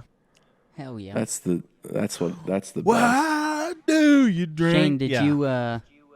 did you buy any tickets to Switchfoot's Beautiful Letdown tour that they're doing? Of course I did. Did you get VIP? No. Oh. Well, I guess you I already got- met John Foreman. Exactly. I'm good. Like, and You could I probably even told go the people and just around flag me. down the manager, right? Probably. I'd be Yeah, like, hey, be like- Bubba, remember me? You Oh, met he will. John was the- You're a Foreman, giant. dude. Yeah. Yeah, that's true. I'm unforgettable because I'm huge. But no, I told the people around me that I'm good. I could get hit by a bus on the way home and I'd be fine now. Yeah. I'm Walk it off. Absolutely. I'm good. This I is think he was saying he was ready to cash in. Like, if he, like, you know what I mean? If the Yeah, chips I were was like, down if tonight. I- Yeah. if the house burns down tonight, quoting a Switchfoot lyric, but yeah, that was such a cool experience, and it's like a smaller venue. It maybe holds like a 15,000 or not 15,000, 1,500. Yeah. So yeah, and so it was really cool to like see them play outside in a small venue at Disney World. So just like seeing people go in and out of their set, it was kind of a wild thing. Cause like there were like maybe 200 people that were absolutely there just to see Switchfoot, and they were all cast members. Like you could, Yeah. I could spot them from a mile away. I've been in this game for so long, but, Imagine walking through a Switchfoot set, though. Just like not even staying. yeah, but you like, got who's fast, this? but you're in virtual queue for Guardians. So you got to dip, Oh, man. You got to go. that's You true. get it. That's fair. Yeah, I understand that debacle. Absolutely. But no, it was really cool to sit there, eat gelato, waiting for a Switchfoot set to start. It was cool. Hell yeah. Did you guys? I have a question. Did you guys have a similar? I'll just I'm trying to shoot from the hip. Like I'm trying to be like Shane, but I can't do it. So, Free has a similar vocal melody as War Pigs. Did you guys hear that, or was that just me? Yeah. Free. Which one is that one? Ow, Kitty, your fucking claws are not friends with my skin. You know how like you're putting them into my body? Try not to do that. Ow. He's laying on my lap. Come like set claws, me like free. Which one are you talking about? Come set me free. Inside the shell there's a prison cell. Ba-dum, da-dum, da-dum, wow. Is that what you're talking about? Yeah, let me see if I can. Yeah, the first lines, it's like let me see. I've got my back against the wall. Against the wall. Yeah. Oh, generals gathered in their sky mass. call. Yeah. I mean, it doesn't do it just like that, but it's like the same kind of It's build the up same and come gimmick, down. yeah. And I was like, oh hey, I wonder if that's like. Speaking of. Go ahead. No, that was it. Go ahead. Okay. Speaking of classic rock and Switchfoot, they played Dark Horses, which is on the Vice Versa's album. Listen to that song; it rules. And they did like the riff to the song right before like the guitar solo happens. They go into the riff from Kashmir from Led Zeppelin. Ooh, nice. And I fucking lost my shit. I was so excited, and yeah, basically. And but no, Led Zeppelin, they're very vocal that Led Zeppelin is like their favorite band, and there's a lot of influence, and you can hear it in their guitar sound for sure. But Oh yeah. it was cool. That's not a. I mean, if I wanted to be ageist, I think it'd be safe to assume that Led Zeppelin would be the inspiration for anyone over the age of 40 that plays guitar, right? I think that's safe. 100%. They're so iconic. But Yeah. I wouldn't listen to Switchfoot and be like, oh, I bet these guys like Led Zeppelin. Right. Yeah. But listen to Vice Versa's, because that's their heaviest guitar album, I think. Vice versa. That yeah, I've never listened to that album, so. Yeah, and Yeah, Vice Bullet Versa Soul. is heavy. Yeah. yeah, Vice versus is okay. 2012. But- oh well, it's yeah. heavy because they thought the world was going to end. That makes sense. Yeah. you get it. Well, Oh, that's everybody Vice did. reverses that I'm looking at. Everybody Vice thought the versa world was 2011. heavy. You know. Yeah, you get it. Open your third eye. You know what I mean? I also thought the title track, "Hello Hurricane," would make a great hymn song, like His Yeah. Infernal Majesty, just because it's like I feel like it'd fit in their what a lot of haters call repetitive structure. I think it. They I think it'd fit opened- pretty well. They opened with Hello Hurricane. Yeah. And he's like, we figured if we're going to play in Orlando, Florida, this would be an appropriate song to open with. And then, it was great. Yeah. And I was like, okay, I'm in. Let's go. Oh, nice. But We're making jokes about the natural disasters that happen in the state. I love it. No, but then he talked about their other song, If the House Burns Down Tonight. It's on a different album. But he was talking about the wildfires in California. He's like, we don't have hurricanes where we're at, but this is our equivalent and is probably more detrimental. Yeah. Fire's like, but bad. we had- Earthquakes are bad. Mm-hmm. But no, it was just, I just love this album. And it's one of those albums I keep going back to. Like I go through waves where I'm just like, I'll just give Hello Hurricane another spin. Oh, yeah. What did you think overall? Because this was your first like experience with Switchfoot outside of The Beautiful Letdown, right? Yeah, that was what I was about to jump into. We're on the same brainwave. This Folks, was on my that note, we'll first be time. right back.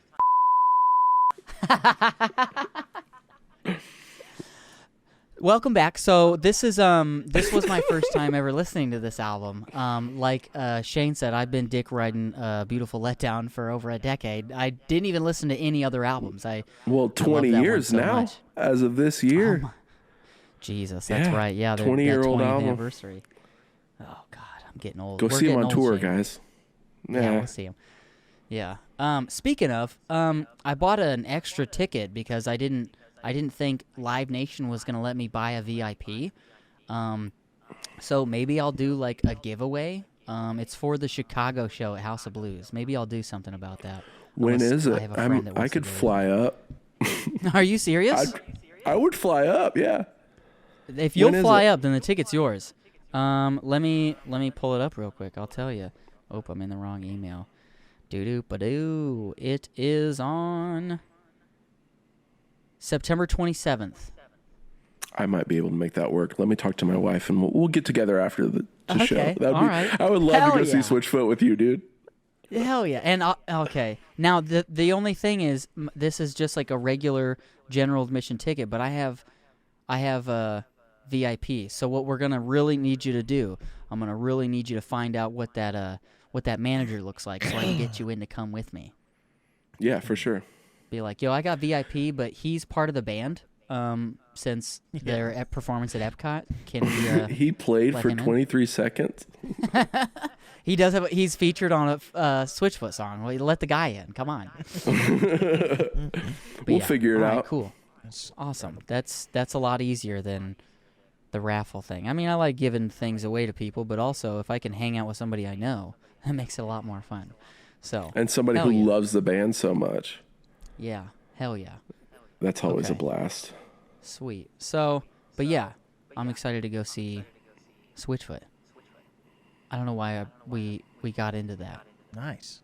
I love Hello Hurricane, dude. Shane was like, should I do Switchfoot? And I'm like, yeah, you absolutely should, and you should pick Hello Hurricane. That's my favorite album. It's good. It's mine too, honestly. Yeah. It took me a couple listens to get over my infatuation with Beautiful Letdown. But after I got past the notion of this isn't going to be the Beautiful Letdown and just accepted it for what it was, I was overly pleased with this record. And in that, I'll probably be listening to more of their albums instead of just sticking with the emotional attachment I have to Beautiful Letdown. Now I'd be like, yo, they're actually good, and like you can listen to more of their music. So I'm excited. Oh, Gravity's real fun. Oh, Gravity? Oh, Gravity's a real... Yeah, which one is Awakening on? Is that on Oh Gravity or is that on Awakening? I think that's on Oh Gravity. Okay. Yeah, it's on Oh Gravity. Is like one of my top 5. Yeah, that's on... Also, Oh Gravity was the theme song to Life of Ryan on MTV, so Ryan Sheckler's Shout out, reality show. Wow, Ryan Sheckler. That's a name that just like disappeared. At least when I should say he's probably still a big name, but I remember when I was like into skate culture, when he came up, it was all Ryan Sheckler, this handsome new skateboarder, and then it was just like, yep, okay, now we got new people. He's on a cover of Sports Illustrated for Kids with like grinding a bowl with Tony Hawk when he's like 10. Yeah. That image is burned into my brain from being never a skateboarder, but always obsessed with the culture. Bro, skate culture was so cool in the early 2000s. Oh yeah, 100%. Still cool. It's just it was a bigger bubble then because it was a blossoming culture, right? So it was all very new and exciting. Yeah. It feels almost hipster to me now. Is that weird? Does that feel weird saying that? Or does that feel... It feels good saying... It feels good. I think I can kind of agree to that, but that's only because I think in the early 2000s, the only people that skateboarded were people that skateboarded, right? But now you've got a lot of longboard people, a lot of the like little mini shortboard people that just ride it to cruise and not actually like skate and do tricks. Now it's more like, oh, look at this fucking poser. But it's not that. It's just like, oh, can you do a fucking kickflip on that thing though? I did see somebody do a kickflip on a longboard once, and it was pretty impressive. That's insane to me. Cool. Yeah. I did mean hipster in a good way, where it just feels like it's less accessible, but also the most accessible it's ever been. But I'm also going into my 30s. You know what I mean? Like I wouldn't know if it. That doesn't mean anything coming from me. I don't know what these kids are doing. Yeah. I think is what he's trying to say. I put nails into wood every day. This isn't, you know what I mean? Like I'm not I'm not there. Nailed, dead, risen. Hell yeah, tying it all together. I like Yeah, that. dude. So, Chris, which songs really hit you on this one? Honestly, I loved how it opened with Needle and Haystack Life. Like, Yeah, I thought that was song. such a big like opening, and I really loved the message. What did I write? I wrote a little. It says, "Needle and Haystack Life has one of those drum beats that just makes me want to juke and jive like a Pentecostal." Oh, Yes, hallelujah! sir. You're talking Yes, our language sir. now, baby boy. Yeah. Like I really, the first two tracks are what made me like very open to listening to the whole thing without my previous bias of Beautiful Letdown. Like they just went so well. It was nice and punky, but still kind of soft. It was the like an alternative rock kind of thing. And then what's the next track? I don't know. I think Enough to Let Me Go is 3. And then The Sound is 4. Mess of Me, dude. Oh, Mess of Me is 3. Mess of Me. That he gets a little like. Yeah, it's a little punkier. It's a little grittier. He even does like I think he has some rasp. He does. I don't want to say like harsh vocals, but he doesn't do clean vocals in some of this. And I thought it was like a great little build up, and it got me amped. And it was an exciting ride because there's deviations, right? There's ups and downs to it, and I really always love that. As much as I love high octane from start to finish, I also love going on the journey that is like hype song, aggressive song, soft song, sad song, hype song. I love the journey of it. So and overall, they are masters at that. Like Beautiful Letdown is that. Oh, Gravity is that. Like they're just really good at taking you for a wave. They are surfers, so they are good with waves. that is it right there. It's because they're surfers. They're so good at doing the ups and downs and turns. I think and Fading West is drop-ins partially and about surfing, if I'm not mistaken. Yeah, it is. That's what they do a Fading West. Fading I think West. that was in 2014, maybe. Yeah. But that was all about like that's the whole album cover and everything is like them surfing. They do a charity surfing competition every year in San Diego called the Bro Am. Oh, shit. Yeah, and it's all for like kids, like less fortunate kids, and so they ended up getting a choir to sing on the Fading West album of a bunch of like kids, and that one's really cool. I got to give that one another listen. It's been a minute. I probably haven't listened to that since it came out, really. But they do this song called "Love Alone Is Worth the Fight" on that one, and it's real good. It's real catchy. Nice. Hell yeah. I like that. Yeah, you're gonna have to do a Switchfoot deep dive if I fly up to Chicago, big dog. I'm gonna have to. I already did I dedicated one full episode to Beautiful Letdown, and now we've got Hello Hurricane. I'm gonna have to do some more homework on. I got to get more familiar with John. Yeah, he's a good man. John Mayer. I need a John Foreman in my life. Yeah.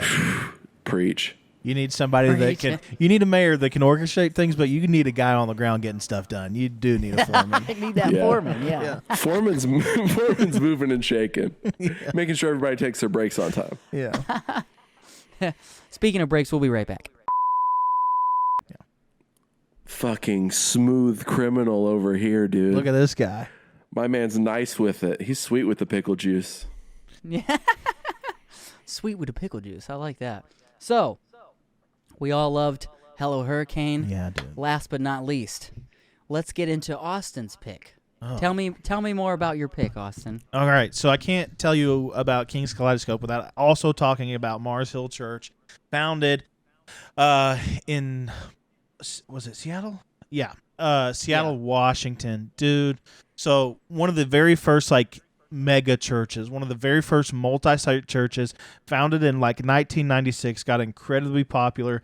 At the height, it had 15 locations. They were one of the very first churches to start doing podcasting and YouTube and all that stuff. So let's see, it says right here he had more than 250,000 views very early on in YouTube and stuff like that. So wow. They were super popular. 05, 06, yeah. Yeah. OG YouTube. That's fucking crazy. That's a big ass pre-Google number. YouTube. It says Wow. in 2013, Mars Hill had a membership of 6,489 and an average weekly attendance of 12,329. Oh my God. And then in 2014, like 20 years of like garbage baggage, cult, tendencies, and like this dude was, mega pastor, celebrity, thought, very crazy stuff started happening. But like in let's see, I think it was I don't know the exact date, but King's Kaleidoscope comes from this church. In 2014, the church disbanded. Like I said, listen to the podcast if you're interested in it. It's super interesting. It's got like 20 episodes. It's called The Rise and Fall of Mars Hill. It details everything that happened, start to finish, and has an episode with the guy that I'm talking about today. In his band, but he was like a worship leader at this church very early on.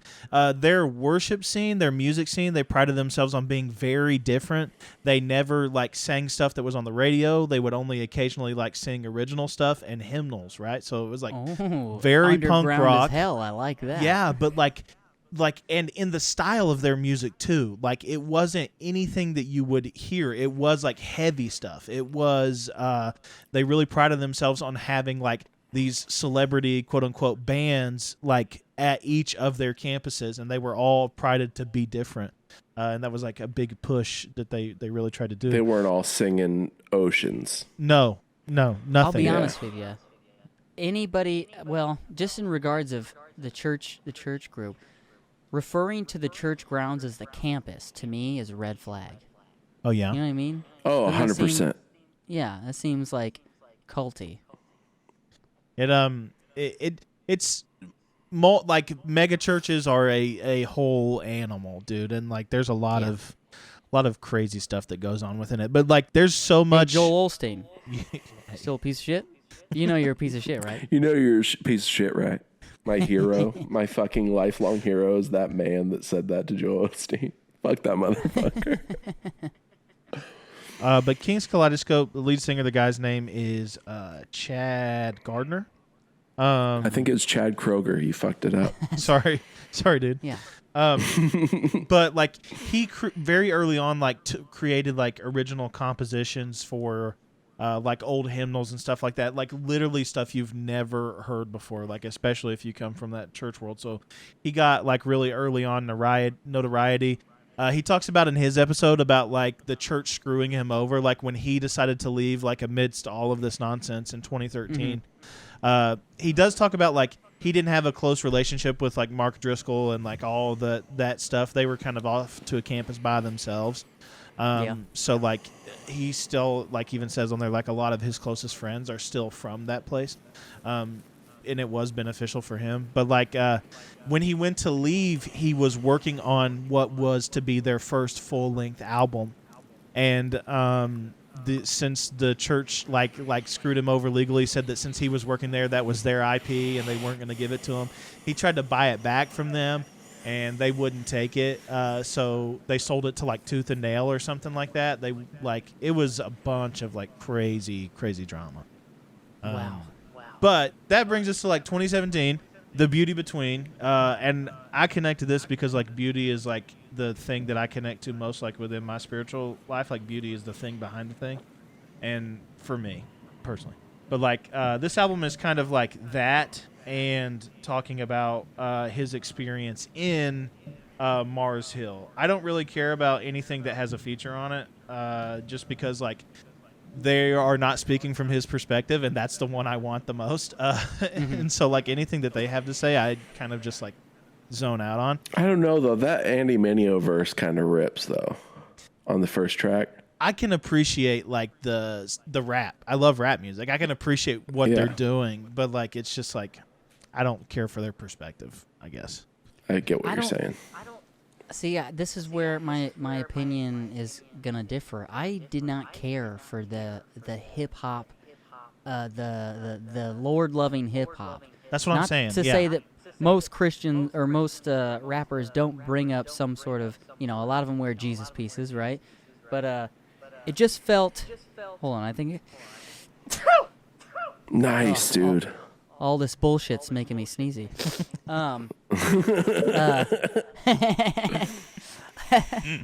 it just felt so strange to me. Like, Yeah. I have little to no experience with Christian hip hop, right? My It experience with sucks. hip hop, 3-6 Mafia, okay? Almost the exact opposite of what Christian hip hop would be.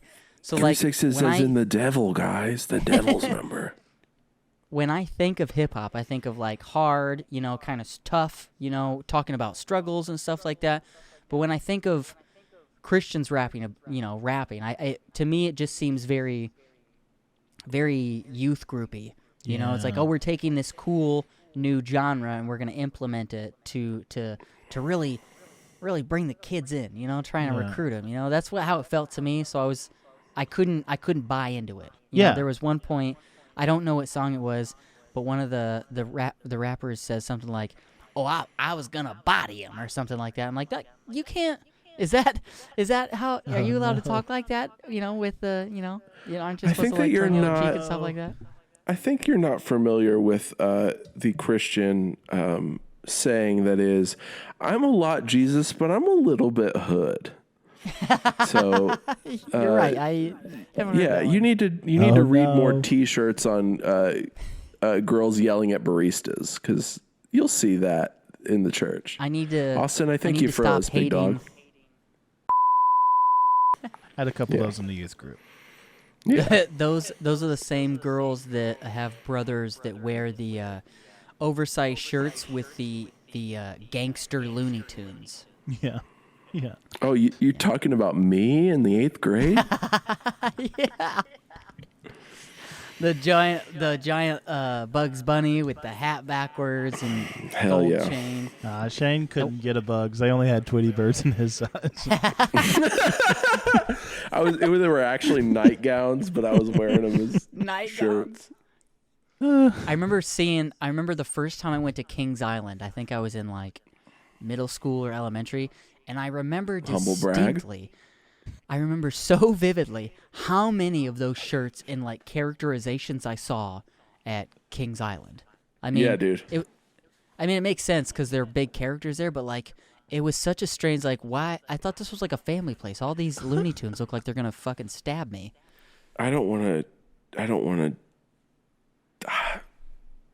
to like tell you that you're wrong, but Looney Tunes was Six Flags, you fucking mark. I don't know. Okay, like I said, it was middle school, elementary school. I don't remember. I love saying humble brag to a very monotonous thing. That got me laughing very good. Man, there was I can't remember. There was something that you guys had said in your first episode back that I was going to do a callback for, but I can't remember what it was. I'll remember it as soon as we're done recording, but No, it's all That's how it goes. I should have wrote it down. I love what he has to say, and I do think it from the perspective of someone like Sticks and Stones specifically is about Mars Hill and like everything that they encounter there, and I think that's the best song on the album by far, and it's my favorite one. And dude, it just moves you. I think like if you've experienced that, like church hurt, abuse in the church, stuff like that, I would definitely like give this album a listen. Not like trying to convert, nothing like that, but like this is like from the perspective of that. And some of the other songs, I like the lyrics of like a lot of Christian music, and a lot of problem that I have with Christian music after like listening to it for too long is like especially like more spiritual songs, not the stuff that we're talking about, but like specifically in worship songs, all the songs are like sung like towards God, and like that perspective is just like done and overused, and I'm just like I'm sick of hearing it. So like I really hate all Christian music for the most part, but like stuff like this where it's like looking inward, like looking at the things you're struggling with, like actual Maybe music I'm does. the You know what I mean? problem. It's Yeah. real music does. It's very nice in that space. I don't know. I feel like this. He Does a good job of it. I also love the sound of this album. It does not sound like worship music. Mm-hmm. And that I love that, because like worship music, like the current worship music is basically like current country music, where it all sounds exactly the same, and it's all like about the Simple build 4/4 structure. Yeah, but like with a huge like a bunch of da da da da da at the end. But no, it's like This album was so refreshing to listen to for someone who's listened to some real bad Christian music. Oh no. He's the composer too. Like this is all him. Editing, composing, like creating. This is his sound. He has musician friends and stuff, but like this is like entirely him. I thought it was interesting because like I'd never heard, I don't know, King's Kaleidoscope. Cool name. Dangerously close to having too many Ks, but that's another topic. I'll just start with my overall opinion, right? So for what it is, I have to say it's a well-produced, and it does in fact sound great, right? The horns I really loved. I always love when people incorporate brass instruments. Love a horn. Great. Big horn guy over here. A horn of Babylon. I'm fucking into them. There were some pretty decent beats and rhythms to this album, but there was just something that I couldn't get behind, and I think I touched on it a little bit before, is that it just had a lot of like youth pastor vibes to it. And that's only because my like bias for Christian music is that I'm always hesitant. I'm always worried about they're going to try and sell me something, right? So I'm always kind of hesitant to that. But as you said, this album isn't really about proselytization. It's more just like, hey, I went through this shitty thing, and I want you to hear about it, right? This is his outlet. So in that, what music is supposed to be, yeah. Right. Yeah. And in that sense, I really like it. The thing that was off-putting to me is that it was just I didn't know what genre to classify this as, right? So I looked up the wiki, right? And it was like alternative rock. And I was like, well, not really. It wouldn't have been my guess, but I'm still stuck in the bubble of the 90s and early 2000s alternative rock. So that's always like my baseline when someone says alternative rock. I'm like, oh, no, you're not. But, genres evolve over time, so that's on me. But I think alternative rock is just the blanket for when you can't figure out what something is that doesn't play on the radio. I would say indie pop too. Yeah, because I definitely think when this says like alternative rock, this kind of leans more towards a 21 Pilots alternative rock, and that just ain't the jam I'm spreading. You know what I mean? I feel what you're saying. Yeah. There's some good shit on here though. Mm-hmm. Hang on, I gotta go tell my dog to shut It up. sounds great. Oh, you're good. Yeah, I thought it sounded great. It's not my go-to. So, but yeah. What did he say he had to do? He said he's got to go tell his dogs to shut up. Okay. I couldn't hear him. If you have, I think he just wants them to shut up. If there was a nice boys drinking game, you'd take a shot every time Austin yells at one of his dogs. Well, there's a way to avoid that. It's called getting a cat. Not a Maine Coon. I got one, man. They're very vocal. I'm never gonna get another dog. Like I grew up with dogs, but now that I have a cat, I'm like, this is way easier. Yeah, And this isn't us shitting on dogs. Dogs are great. They're one of the most beautiful creatures on this planet. If aliens came to this planet and we needed, what do they call them?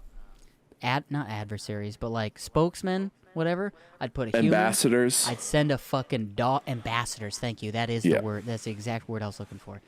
Dog is going up. A person is going up.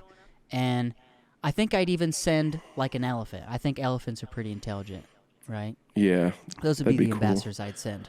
I wouldn't send a goddamn dolphin. I'll tell you that for free. Those fucking psychopaths. They're rapists. We don't support dolphins on this podcast. They're smart, and they're too smart. They think they're better than you. So you shouldn't like dolphins either. Nope. Dude, my freaking grandfather clock was chiming, and my stupid dogs were howling with it. That time? What time? God, you're old as hell. It's 6 o'clock. Dude, grandfather clocks are incredible, and if you can get your hands on one, they're awesome. I can't afford it. I can only afford a great uncle clock. Yeah. A grandfather? Yeah. Your mom's I've got a stepbrother. uncle. I got a stepbrother clock. Yeah. It just every other hour it just says, "Help me, stepbro, I'm stuck." I got a cousin Jimmy clock. I got an Jimmy old Glock. I got an old Bill clock. Hey, old I'm Bill, sorry I what didn't you get to say? hear what the rest you were saying about it, Chris. But I just like Oh no, you're good. I stopped. Another thing that I found interesting about this guy is King's Kaleidoscope. I assumed it was just from the overall tone and the sound of the album. I was under the impression, just off first listen, that King's Kaleidoscope was one fucking guy, and then he had features like featured artists like rappers Oh, or whatever yeah. that come in, and he was doing everything himself. But I looked him up, bro. This band's got fucking 7 members in it. yeah, Yeah, they're dude. And they've had 10 incredibly talented. past members. And I was like, Yeah. damn, there's a lot of people running through this fucking hit mill. Yeah, it's like a rotating door. They do some really interesting stuff too. There's like a couple things they put out in 2014 where they're like doing live recordings with like 2 drummers and a bunch of like woodwind instruments. Like it's pretty wild for Christian music. Experimental. Yeah. Yeah. Okay. And That's fair. the drummer on this album, the drum sound on this album, I love that. I love that like softer R&B drum, like the snare that's like barely there. Ooh, daddy, give me more of that. One thing, I think my first initial impression, because the first thing I heard was vocals, right? So I have this comparison. If Brandon Salinger of Atreyu had a baby with Justin Furstenfeld of Blue October, it would sound like this guy. Okay. Yeah, his voice has always been so unique. That was like one of the first things that drew me to the band. Like, oh, this guy sounds crazy, but Yeah. beautiful at the same time. I love it. Yeah. He sounds like I would hear this. The tone of this album sounds like I would hear it at the dentist office. Okay. Shout out to Dennis. Shout out. Shout out to Dennis for Shout having out good taste. Shout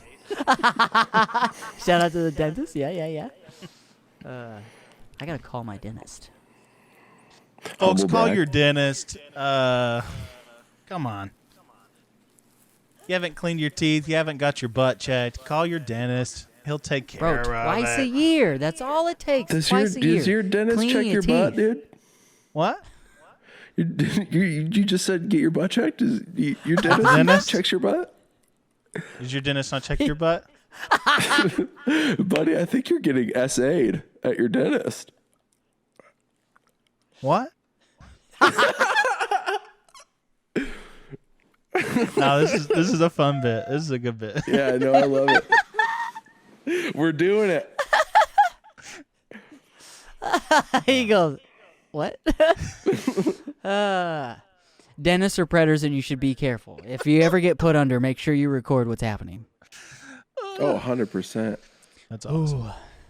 But being put under is awesome. I remember when I got my wisdom teeth taken out, they gave me this like, I got Humble brag. put under with like intravenous drugs, and I was like, yo, is that the stuff they're gonna put me out with, or is that the stuff that's gonna knock me out? And they were like, yep. And I was like, awesome. And the next thing I know, I woke up an hour later, fucked up, dude. Listen, I'm an avid drug user, okay, and I had not experienced the level of fucked up that I was on that day. I remember. Dentists who have the coolest drugs. Yeah. It was over a decade later, okay? I'm hanging out with this girl who's a nurse, and I telling her about that story, and she was like, well, what medicine did they give you? I was like, man, I don't fucking know. I don't. Why would I know that? It's like, I can tell you it was white.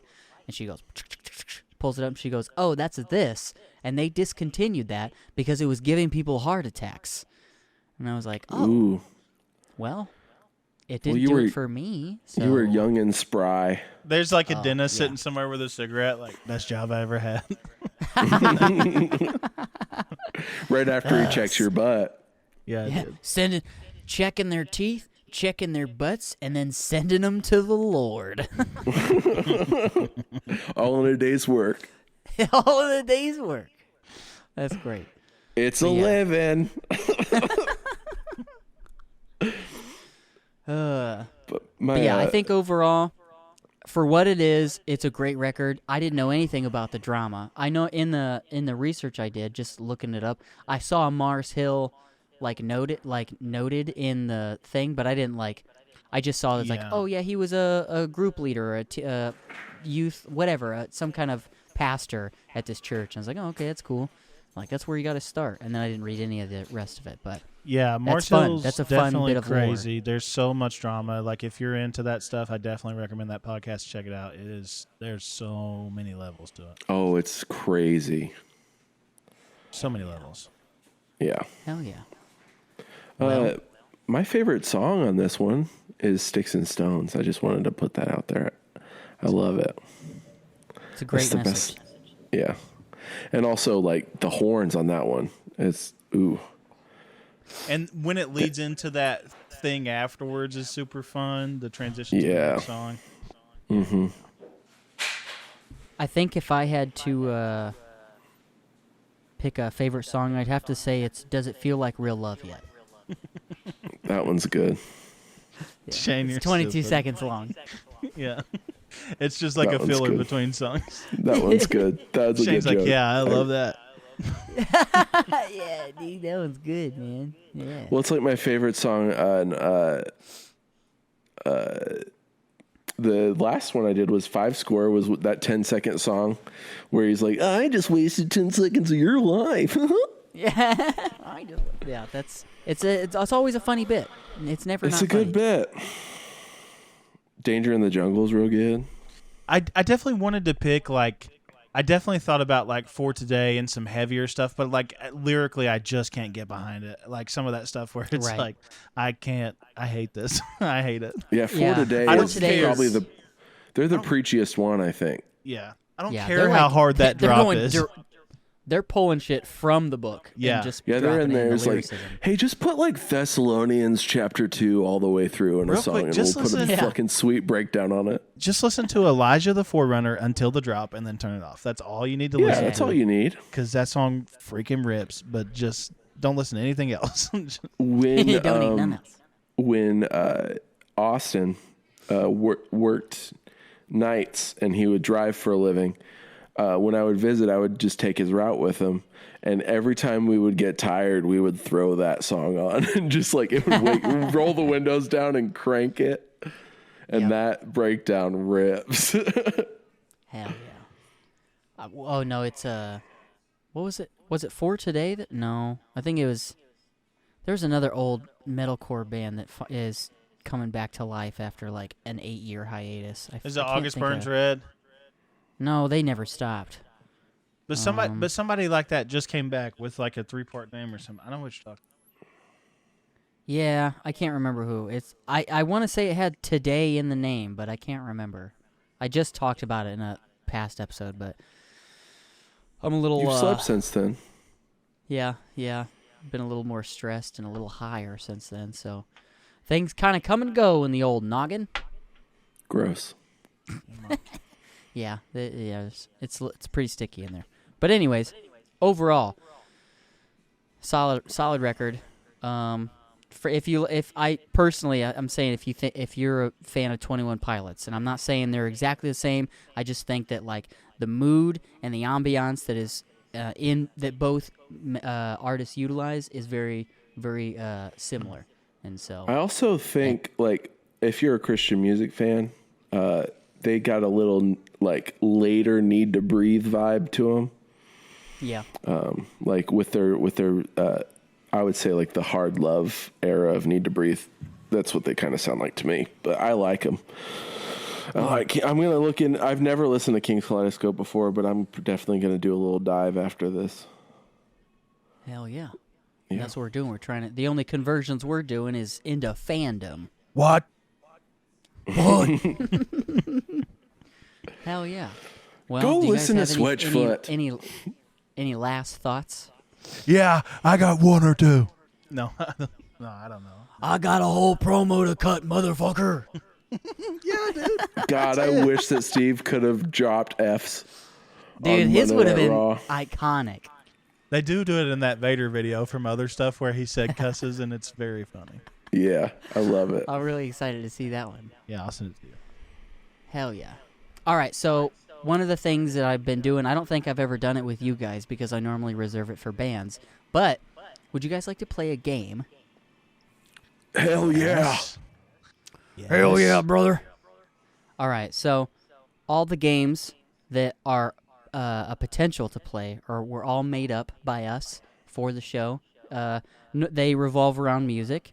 I think I had this idea while I was pooping earlier. I thought it'd be fun to play one Humble of the brag. improv games with you guys, because I think you guys are more adept at improv than, say, a band. You know, they're about writing and working on things, but we're all just shooting from the hip all the time. So I think Okay. we could do pretty well at it. This game, if it doesn't go well, we'll cut it. But just Who's this so you guy? know- Where'd oh this guy damn! come It from? just got fucking cool as hell in here. Oh my god. God, Let me it take smells my like shirt Marlboro off. Reds all of a sudden. Oh my god! Is this wanna is freak this you the out. infamous? Oh no! What's the name? What was Did the you go name? Hollywood on us just now? What was your ulterior? The old fuck. Pac-Man Jones made an appearance. Pac-Man Looky Ritter. there. Oh. Pac-Man Ritter. Ritter. That's what it was. Pac-Man Ritter. Pac-Man Ritter has joined us. Junkies, guys? Junkies. Pac-Man Ritter is a very old callback to. Was it a Christmas thing or was it? Was it Yeah, a shit. Tune Junkies 5 thing? years ago? I don't know. Feels like forever ago. Yeah, it was a long time ago. He'll have to dive through the records of both of our discographies to find it, but it's there and it's a great bit. Go listen to the Nice Boys. What are you doing? Yeah, listen to the Nice Boys. But yeah, so the game I thought we might try and play is called Edible Ensemble, right? And so what this game Delicious. entails is that you try and find a band name or a musician or an artist to some degree, and you change something about their name to make it food related. Done. I've been that's doing it. this Oh, for fuck years. yeah, dude. Yeah, I are figured we you guys would be talking good at this about? game. Okay. All right, cool. So this game is called Edible Ensemble, and I think we'll just play until we get bored. All right? Sounds good. Okay. Sounds good so to me. I'll start off with one that I thought about and I've been using as a reference for a while, but it's Miley Citrus. Very good. Very good. Bananas foster the people. That's very good.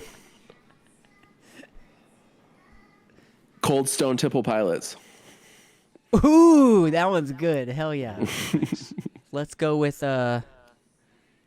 Switchfoot long meatball marinara. Is that right? Switchfoot long. Yeah, Switchfoot long sub. There we go. I would got go it. switch $5 foot long.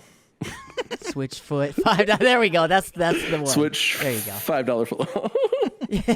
See, it's hard to like mash that It's together. tough, It feels yeah. weird. This is softball. Katy Berry. Yeah, dude. Katy Berry's very nice. good. Oh man, this is tough when you're put on the spot.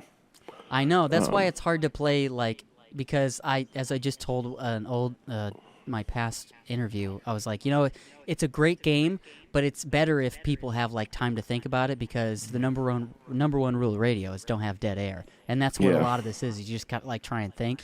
I've got Right. one more Yeah. loaded, but I was going to wait till we go around the rotation. Hooba steak sandwich. A stew. Okay, hell yeah. Thanks, Sam. Let me go with.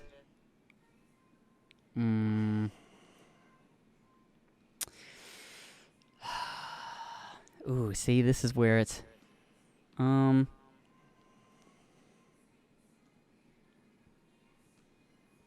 Ooh, I can't think of anything right now. Hold on, let me pull out my. Let me just look at some bands. That's what I need to do. I can't. That's a great Trying idea. to- Oh my god, that's Yeah. a great idea. Looking at artists, so I Sorry to the- the editors. the Grateful very Dead good. red velvet cake. can. Ooh, that's good. That's good. Hell that's yeah. good. Thank you. You could have done August Burns red velvet cake. Yeah, that's good too. Let's go with Fleetwood Big Mac.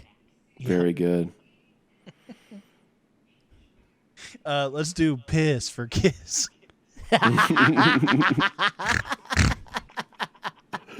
Piss for kiss. That's edible, right? Delicious. In the bedroom.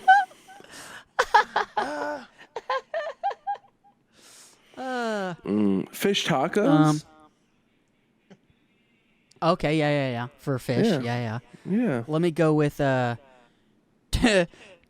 Tracy Honey Smoked Bonham. Bonham. Oh, the Peach Boys, dude.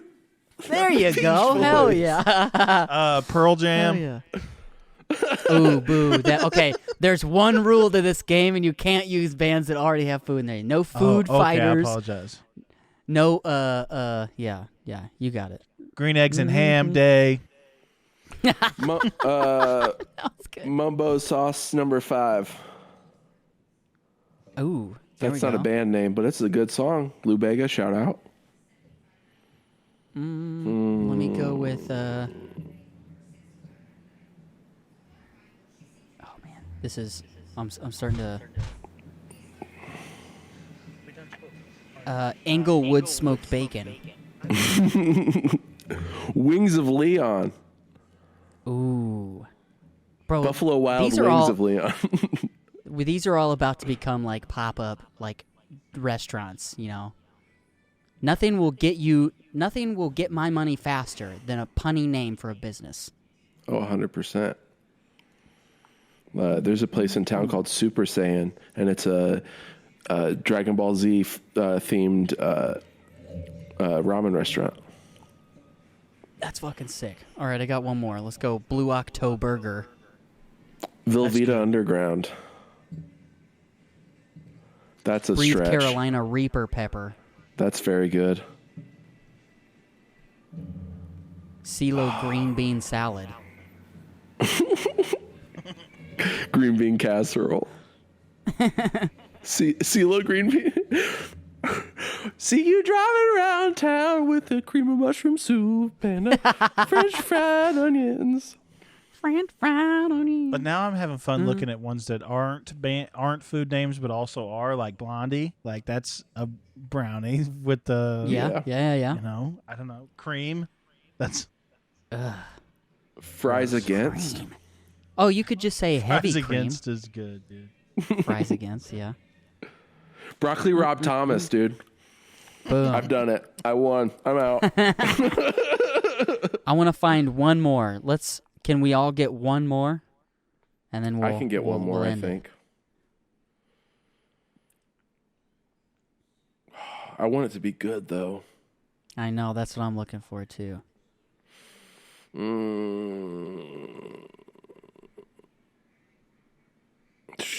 All right, I've got mine. Okay. And mine is Stevie Wonder Bread. Very good. Very good. Austin, you got one? For Spanish-speaking friends, the mamas and the papas fritas. Nice. Yes, this is a bilingual show, so we appreciate it. God, that's so good. Mamas and the Papa Fritas. That's good. Yeah. Oh, I don't know. Young Cheesy. Ooh, boom. Hell yeah. I'm comfortable with ending with Young Cheesy, I think. I think I did a good it's showing. Fitting. Yeah. It's fitting for you. You almost titled yourself. That's your rap name, Young Cheesy. No, my rap name is Gucci Shane, and please don't look it up on SoundCloud. Please don't go listen. Yeah, don't to do it. Please don't. Seriously, don't. Oh, so you don't want me to close out the episode with one of your tracks? Yeah, please put Eggs for Days on here, please. Oh, God, don't. Oh, God, please, God, no. Please. Please, Chris, please. So Landon, our mutual friend, discovered Gucci Shane, and it's been pissing me off how much he's been listening to it. So it's very bad.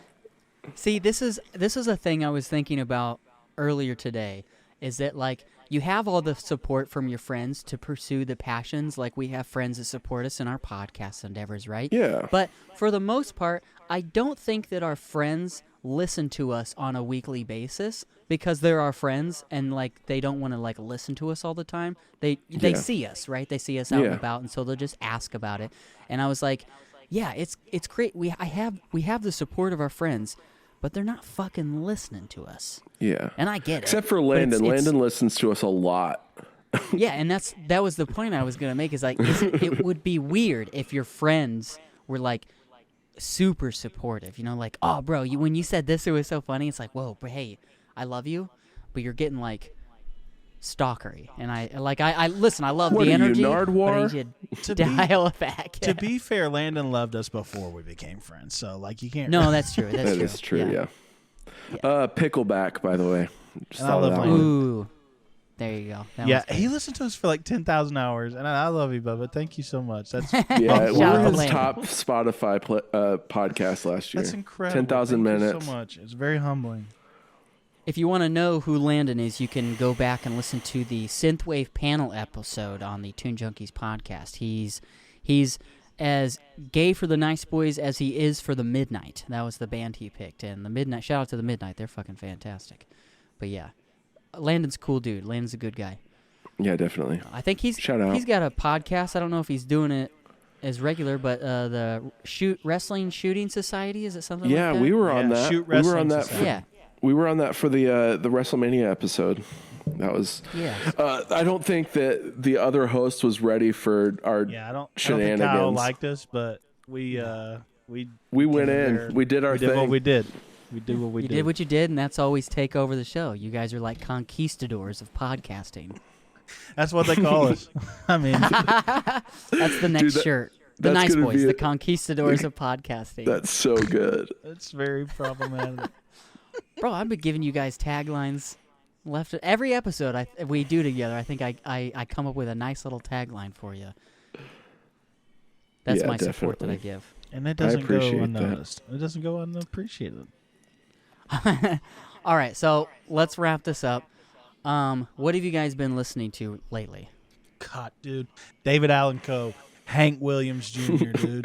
Frickin' John Prine, dude. Don't get me started. I've been listening to a lot of John Prine, dude. I've been stuck on That's the Way That the World Goes Round. My favorite is the In Spite of Ourselves. In Spite of Ourselves. Do you know that one? I think I got into John Prine. I know Bruised Orange. I Yes, know sir. that record. And I know a few songs off the one where he's standing in front of hay bales. But I'm still new to the John Prine fandom. So I was introduced by a buddy of mine, shout out to Lawson. When I first started a band, he brought in his like one of those big, I think they're called Gretsch guitars. Yeah. Got the big fat body at the bottom, and he was playing John Prine. He's playing Angel from Montgomery, and I fell in love with that song. Love that song. Yeah. Love that That song's song. so good. Rest in peace, John Prine. You're a legend. But Lately, also, Johnny Go ahead. Paycheck. Sorry, Waylon Jennings, dude. Sorry, dude. Vern Gosdin, dude. Just let me just get this out. What? Tyler Childers. What? Thomas fucking love Rhett. Tyler Childers, by the way. What? Yeah. But yeah, dude. That's it. But I've, yeah. Old country. I've been listening to nothing but Switchfoot and Wolves of Glendale. That's all I've been listening to Ooh, recently. nice, dude. Yeah. Wolves of Glendale was in my track listing as I was trying to think of names, and I was trying to think of one for Wolves of Glendale, but I couldn't. I wasn't quick enough. Wolves of Glendale Earnhardt Jr. That was the one I thought of, but I was like, he's not a food. You can't eat him. He's been dead for too long. No, Junior's still kicking. It's old Senior that. Oh, you said Junior. Yeah, because the good Lord just needed a driver. Lord needed a driver. Raise All hail, right. praise Dale. Shane, what have you been listening to lately? Wolves of Glendale and Switchfoot. Oh, yeah, That's that's right. it. You just said that. You were waiting for me. Let me look at my recents. What else have I been listening to? Give me two Listen more. to a lot of Tevin Campbell, a lot of like '90s R&B. He's the singing voice for Powerline in a Goofy movie, and just makes like the smoothest fucking music. And his voice is so good. It's creamy and good. Absolutely. Also, listening to the new. I really enjoy the new Fall Out Boy album. I've been listening to that one a lot. Yeah? Yeah, I like it. It's I haven't fun. looked into that. But I was never a big Fallout Boy guy. Yeah, they Not hit that me they're at the bad. right age. No, they hit me at the They're- right age, I think. There are plenty of songs I like. This ain't a scene, it's a goddamn arms race. I almost forgot the words, but yeah, Yeah. I know some. But yeah, you don't have to But sing yeah. the words to a Fall Out Boy song. You just go, God damn, and you're good. I believe in that, but those are you just speak in tongues. That's what you do. Also, listen to Dog Cops. Go listen to Dog Cops. Shout They're out making Dog some Cops, good dude. stuff out of Hamilton, Ontario, Canada. Hey, Dog Cops, why don't you respond to my email? I invited you to the show. I also messaged you on the socials. And what, you ignore me? What, you too cool for me? Why, you don't like me because I'm into cats and you're dog cops? ACAB right does now- not include dog cops, dude. Absolutely. Fuck all cops but dog cops. Yeah. They just got back into, like, they're back in first time since COVID. But Yeah. if you want, we can probably hit up Nick and see what's what.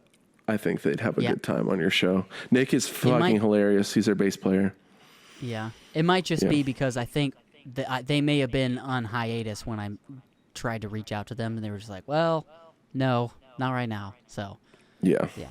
Dog cops, I was being facetious, but also kind of serious, you know. And please send your nudes to dog cops for the love of God. Please, God, please. What you been listening to? Thank you. I was just about to do my bit where I say, Chris, what have you been listening to? Oh, thank you so much for asking, but you beat me to it. I've been listening to, strangely enough, a lot of Dashboard Confessional, a band that I was never into. And I don't know what happened. It was a song Stolen that I've just been, like, in love with. I think it's because the register of what he sings at is a very comfortable range for me, and there's nothing that will acquire my fandom faster than music that I can sing along with, right? So, Dashboard Confessional, oh my gosh, what's the word? Folk artist named Camp, C-A-A-M-P. I've been listening to a lot of Casey Musgraves, as per usual. What else we got in the search bar? Say Anything, some Edwin McCain, Taproot, and then I saw Viola Davis share like a little thread of how a lot of the 90s club music and dance hits were all by like black women, like Sonique, This Is a Rhythm of the Night. Like all the big hits were from black women. I was like, dance now. Yep, that one too. And I was like, oh yeah, you're right. So I've been revisiting a lot of those big 90s hits as well. So what's Dashboard's big hit? Oh, what's their Vindicated? Damn, let me. Vindicated. It's Margaritaville. You're right. I think it's Ooh Wah Ah Ah, that song. Yeah, Vindicated is the top song. Hands Down, Stolen, We Fight. Those are the top 4 on Tidal. I might need to As jump Lovers into Go. Dashboard. Yeah, I've really been refinding like the really sappy emo bands and like the indie rock things from the early 2000s. I'm like, bro. When you were listening to like Lil Wayne and stuff. Oh looking yeah, for when that I was stuff, that era. balls deep in Lil Wayne. Yeah. Yep. That's how All Trey Love feels, that. yeah. So let's for the junkies at home, Shane and Austin, please tell them where they can find and follow everything that is the shenanigans brought to us by the Nice Boys. You can follow me on all forms of social media at Shane is Rad. You can follow Austin at Colonel Austin Jones. He is a certified Kentucky Colonel. You can Google that. It's on public record. Can confirm. Absolutely. You can follow the podcast at Nice Boys Podcast on Instagram and Facebook. And we're thinking about getting into the TikTok game, but it's just so much hard work that we're not ready yet. But we will. Yeah, that video editing takes a lot of fucking work. It's a lot of fucking work. So thank you to the editors for Thank you. fucking with this crazy insanity that we've done for the last 3 hours. Thanks, boys. Give us a listen. If you don't want to listen to us, give us a follow. Put us in your feed and just delete our episodes. We need at least 100 people on Spotify to listen to us so that we can get our ads back. Please. I think I That's didn't know right, they went privileges. away. I'll be honest with you. So I'm not missing them. You know what I mean? I feel Yeah. relatively confident that the junkies at home appreciated your shenanigans as they do mine, and I have a feeling the junkies are going to come through and get you that 15 bump to get you to that triple digit. So you can get your Get ads us there. back. Get us there, baby. Please. Let's go, junkies. The Nice Boys are here to stay. Thank you. Not Hell that we yeah. went So- anywhere. Yeah. You can... I'm sure you're wondering where you can find the Tune Junkies podcast at. Well, let me tell you. I You can was, find actually. Tune Junkies podcast everywhere podcasts are available, whether it's Spotify, Apple Music, Google Podcasts, Stitcher. We're going to be on YouTube now, and then you can watch our beautiful faces. So all that, you can just Google us. We're the only ones. As for me, if you would like to reach me, you can leave me alone. But if you must be involved with the inner workings of my life, you can follow me on Instagram at Chris and Kitty or on TikTok at DatBoyPit6.